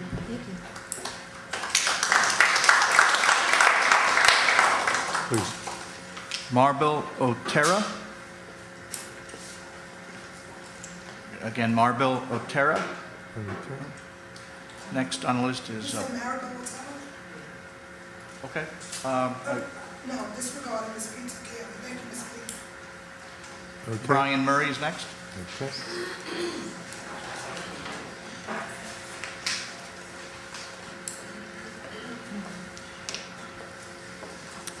Good evening. Brian Murray, 701 Monroe Street, candidate, Board of Ed. First of all, to all the EMT folks that are here, you know, I feel what you're feeling because I've been up here before where there have been changes and there's been no real movement on that. Personally, I think that the EMT program could be paid for by the reduced legal fees that Ms. Sobolov just voted against, but that's just a solution. Everything I'm about to tell you right now is on the website, www.betterschoolsnowhoboken.com, in terms of all the facts you want to look up that I cite. So if there are people who think that I'm just making this stuff up, you can go there. So the first thing I really wanted to talk about was this mischaracterization by Ms. Sobolov in the Hudson Reporter that, you know, that said to say that the staff of the Hoboken Public Schools are not hardworking, dedicated, and committed, or are using their employment as a stepping stone is untrue and insulting. As a response to something I said, as a candidate and with my team, my slate, we are for the kids and we're for the teachers. What we're not for is the revolving door of, since 2010, 4 principals at the high school, 3 superintendents, potentially 4 if somebody had moved, and then too many BAs to count. That's what we mean by revolving door and not stability within the school system. What we're here to, what I really would like to say is that, what I'm concerned about is this, the unintended consequences, as Ms. Sobolov called them before last week, regarding the Girl Scouts, or I'm sorry, last month. There are a lot of pre-K parents out there. They number about half of between pre-K, kindergarten, first grade, they number about half of the students in the district, and the parents are out there trying to figure out, what's the future for them. The unintended consequences of even a few of them not knowing where they were going to be placed is just not acceptable. It's the lack of the plan that's the concern. It's not so much that, there were only 10 families. It's 10 families that had to try to figure out what to do for 2 weeks before they got placed. It's that lack of plan. And I thank you, Dr. Toback, for the SAT scores. What the concern is from the Better Schools Now slate is that, it was a 48-point increase in 2 years. We're trying to shoot for competing with McNair Academy. They had an average SAT score of 1716, which was nearly 500 points better than what we did. So if you look at the numbers, yes, we're making progress, but it's going to take 20 years for us to get there at this pace. My kids don't have that kind of time. Neither do Miss Falco's and Miss Wader's kids. Neither do the pre-K family kids. 20 years, you might be talking about a different generation. So the question is, where are the new schools? Kids First has had majority here. In the last 4.5 years, you had a mayor behind you. You had a city council that would do what you wanted. Where are the new schools? Where's that plan? It's not here. In the Hoboken Reporter article, it was said that Sobolov did not give any specific plans for the future. I guess that Kids First are hitting their target with amazing accuracy. And then as a response to my personal way to make a living, I'm not the one chasing people out of town. 61% of families are leaving because we have a bottom 10% high school. New Jersey Monthly Magazine ranks us 298 out of 328. That's bottom 10%. I'm not making it up. People are leaving, with or without me. I have kids that I want to raise here and go to school here, but not in the bottom 10%. Bottom 10%, that's just not going to happen. And, on a broader note, it's not about, you make a living by what you get, but you make a life by what you give. And if I have to sacrifice a little bit of income in order to, give my kids a better school system, so be it. Personally, I think that the property values will go up with a better school system, and, I'll make the same kind of living. Thank you.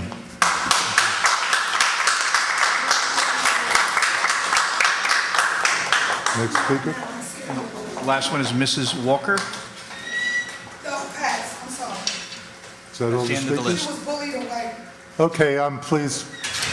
What I want to do now is have, ask any of the administration if they want to make a comment. Then I'm going to ask each board member to comment. And then I will ask for the meeting to be ended. So anybody want anything to? Yes, no, no, okay. Okay, what I'm going to do now is start with Ms. Rhodes-Kearns, and I'm going to go down the dais, and please address the issues you wish to address.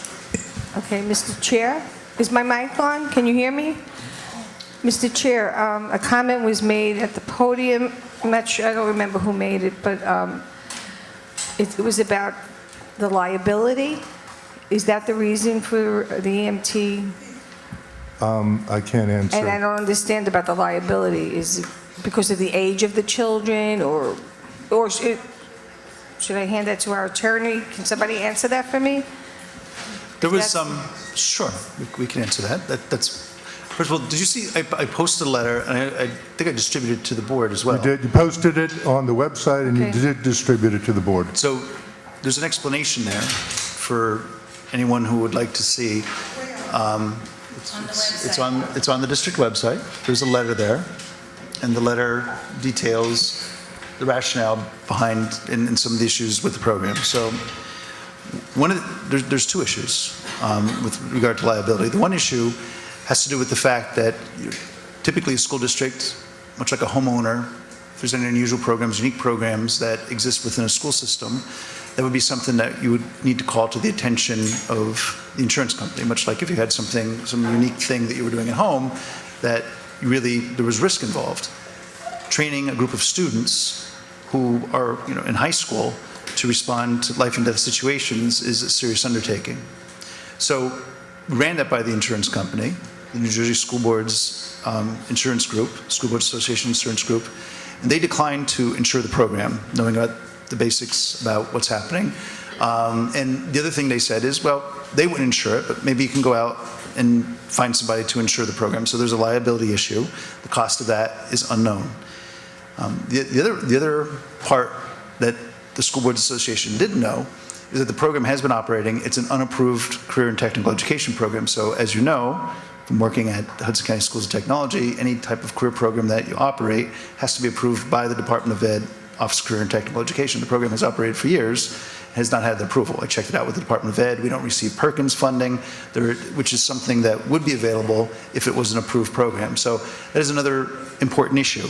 So I imagine, if you think about this, if you're an insurance company and you're hearing that you have a group of high school students who are in fact trained, but they're out there responding to emergency calls, but they're doing so as part of a program that was never approved, which is required. I imagine as an insurance agent, you would probably be concerned about that and want to know a whole lot more. And that all takes time. To be an approved program, it takes, as I'm sure you know, it takes about a year to get that all together, to submit what you need to submit, and to make sure that you have an approved program. So it's a serious undertaking, and it should be done the proper way. Okay, so are we going to try and, I'm not saying it now, but down the road, can we continue to look into it? And It's something to see? look at. Okay, great. Yeah. Any closing comments? Okay. Okay, Peter? Well, just to follow up, and that was going to be my question, if there was any way of bringing this program back after all of these issues have been rectified that you've went over. And I believe what you're saying is this program should come back in a year if everything goes well? I'm not saying that, because there's also a funding piece. Right. Okay, so periodically there are disputes and concerns about stipends, $800 for one club, $1,200 for another club, $2,000 for another club. There's different concerns that board members have about each of these stipends or clubs and the cost of the clubs, right? That all is part of the budget process, right? There's also a desire among the board to reduce the budget, and so there's a lot of things that the board looks at. I met with I met with Mr. Moffett. We talked about the program. We talked about really what would be needed. We talked about what the school would have to have in order to make this program make sense. So one of them is you would need a dedicated driver. Dedicated driver would be an additional driver that would be on standby that would probably be that would be the person who would drive the ambulance. You would also need a full-time teacher, because the program itself is a very expensive program to run, in the respect that one of the things we do is we transport the students to the Union County Community College. Now, when they go on the bus, there's no supervision. So I would want to have supervision. That's another cost of about $37 per hour for a teacher to go on that program. So when you add that together, and you add together the question mark about insurance, which I'm sure is no small issue, and you add together, okay, so a teacher, a driver, insurance, additional supervision, and the other thing is the program probably should be brought up to speed as far as supplies and things like that and materials. I know they received some donations, but the fact is there's probably some other things they could use. You're talking about an additional cost somewhere in the range of maybe $150,000, $175,000 for something that is really the purview of a technical school. Now, interestingly, I did check, because I am, of course, concerned about the students and their ability to continue their education, so I did check at the technical school, and just to see if there's any kind of program that they could sign up for. And it turns out that the Hudson County Schools of Technology had two programs. They had an adult program, and they canceled that. That program no longer exists. And they also had a daytime EMT program. That program no longer exists. So that is, that's the unfortunate reality that exists right now. And there's a significant cost. You just mentioned a full-time teacher's needed and a full-time driver's needed, and that wasn't the case in the past, and it led to... So here's the thing. That was the case, from what I understand in the past. There was dedicated people working in the program. Right now, what we're trying to do, and I know this from the perspective of being a superintendent of a career technical institute, right? So I understand the whole connection with work and the opportunities that are available to students if they pursue these types of careers. I get that completely. But what we're talking about is a program that really is being run. You have the teacher who's teaching other classes. Okay, so the teacher of the program who would be on call is teaching other classes. That's more than a little bit disruptive, or can be, for the students who are in those classes. That's why I would say that you would need a teacher who's able to go on these calls and work with the students with instruction and maybe offer that as an elective during the day, because sometimes the night thing would work out. Sometimes it would probably be good to have that, because you have a 9-period day now. You might be able to do some of those things during the day. But that's something that right now we're basically running a career and technical program as an elective, as an after-school elective, and that really doesn't pan out. You don't meet all the requirements in terms of time of instruction, any of that. So that's a big piece that's missing in my mind. And again, my curiosity is why now? I mean, this program has been going on for several years, and I'm just curious. I mean, did all of these instances, and I didn't mean to get it, did all these instances just pop up out of the blue over the summer, or? No, the program, I said, you saw my letter. I did see your letter, but maybe members of the public haven't, and that's why I'm trying to. Okay. But in all fairness, the letter is on the website of the BOE. But they also have sat here for nearly 3 hours, and they're looking for an explanation, so. Okay, please so continue. very simple. Right now, when you add together the fact that the program is uninsurable, at least at this point, when you add together the fact that you need at least $100,000, probably a lot more than that, when you add together the fact that it is a program that we now know is not an approved technical education program, there are some serious issues that the district faces in terms of what would happen if you were to continue running a program that's not approved, not insured, and a program that also has significant shortage in terms of staff numbers. Right? You need some additional time for the students, and that's a big cost, a big expense that the board would have to ponder about whether you want to do that. And the other part is, honestly, the program was a concern during the summer. The high school principal looked at the program, looked at the number of students, and said, well, you know what, she had some other issues as far as the teacher missing class, instructional aid that we used to miss class. These are all things that are legitimate concerns from an educational point of view. Right, and on the letter you did put, maybe there was an alternative. I believe you spoke to Mayor Zimmer about having our students participate or be involved in the Hoboken volunteering, because again, we should be looking for alternatives for students who are in the programs for 3 years. So again, I have 5 years of experience at a technical school, and there are many students who attended the school who also became EMTs, but they received their training through the local ambulance corps. That's typically where that happens. And that's not what happens here. And that's, unfortunately, there's an issue. So the question is, I mean, just as a broad question, where does it make sense to have an EMT training program? Does it make sense to have it as part of a high school program, as essentially running it as an elective, or is it more of a serious undertaking that should be taken over by another entity that has much more expertise in this area? And I believe that the answer is that there probably could be another city agency that takes over the training. Just my opinion. The mayor has offered to, as part of the city's overall emergency preparedness plan, to work with the school district in some way to provide some options for the students who are in the program, or options for students who want to explore this area of a career possibility. Right. So that's something that the mayor has expressed the desire to help with. Okay. I'm finished. Thank you. Fine. Jean Marie? Yes, thank you. That's it.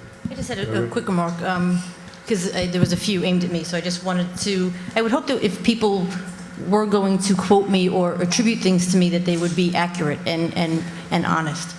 And from the legal goal today, I didn't not vote to reduce legal fees. In fact, I believe philosophically that I did just the opposite. But one of the things that really bothers me is the quoting of the article, because as the speaker knows, I posted my full remarks, because sometimes reporters just pick and choose. And one of the things that really bothers me is this charge of revolving door.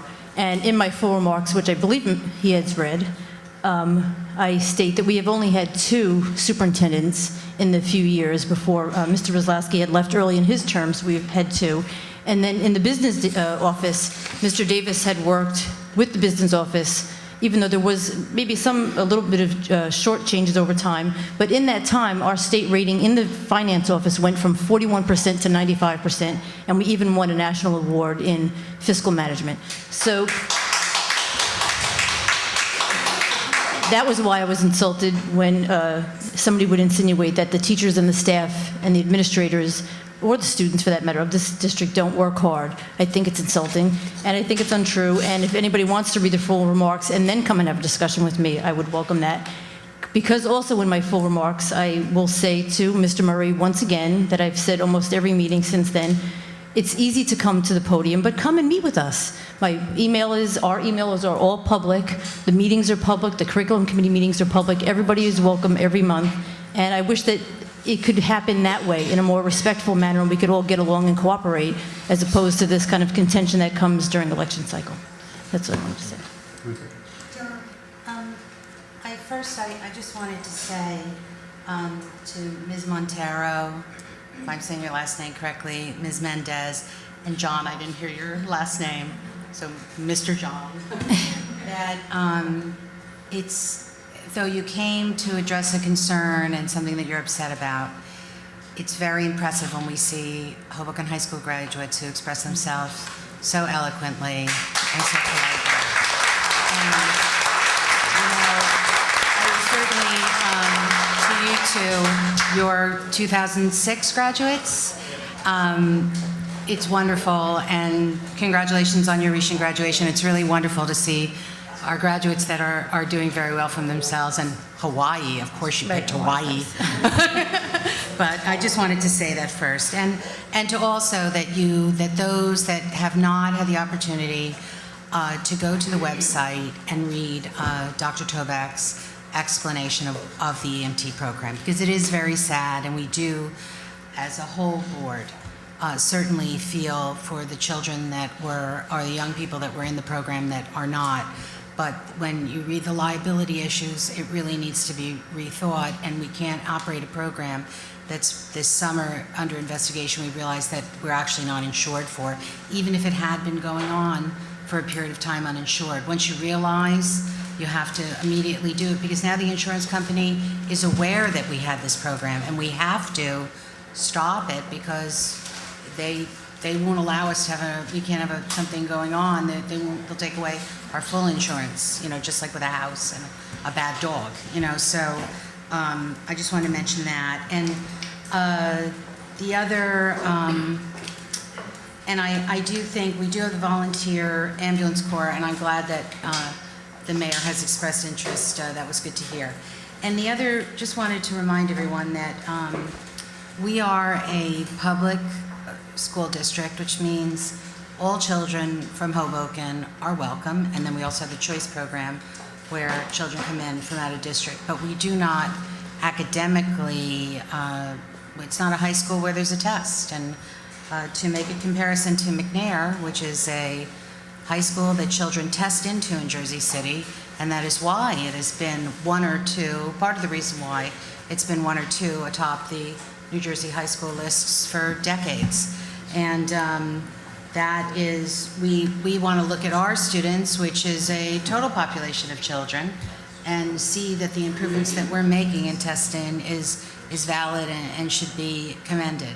And one of the most important things is looking to see what areas you are not improving in and having a plan to make sure it changes. And one of the major changes has been the formation of the junior high program in order to do the right kind of instruction that 7th and 8th grade age children need in order to increase those tests. To have double language arts and double math, which we've now been doing for 2 years, I believe, that is giving our students that extra amount of instruction time with teachers in order to make improvements. And I'm glad to see that we have improvements in some areas, and I'm certainly glad to see that the administration is owning where we need improvement and has actual plans in place to see it happen this year.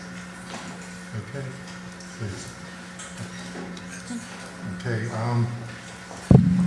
obviously I'm a little biased, but when I hear that our administrator, Dr. Toback, our teachers, the board that works so hard, doesn't have a plan, that's just wrong. The fact is we do have a plan and it's working, and there's information you can go out to view to see in fact that's true. Students can and do excel in our public schools, and we're getting just better and better. I make a motion to close the meeting. Second. Second. 5.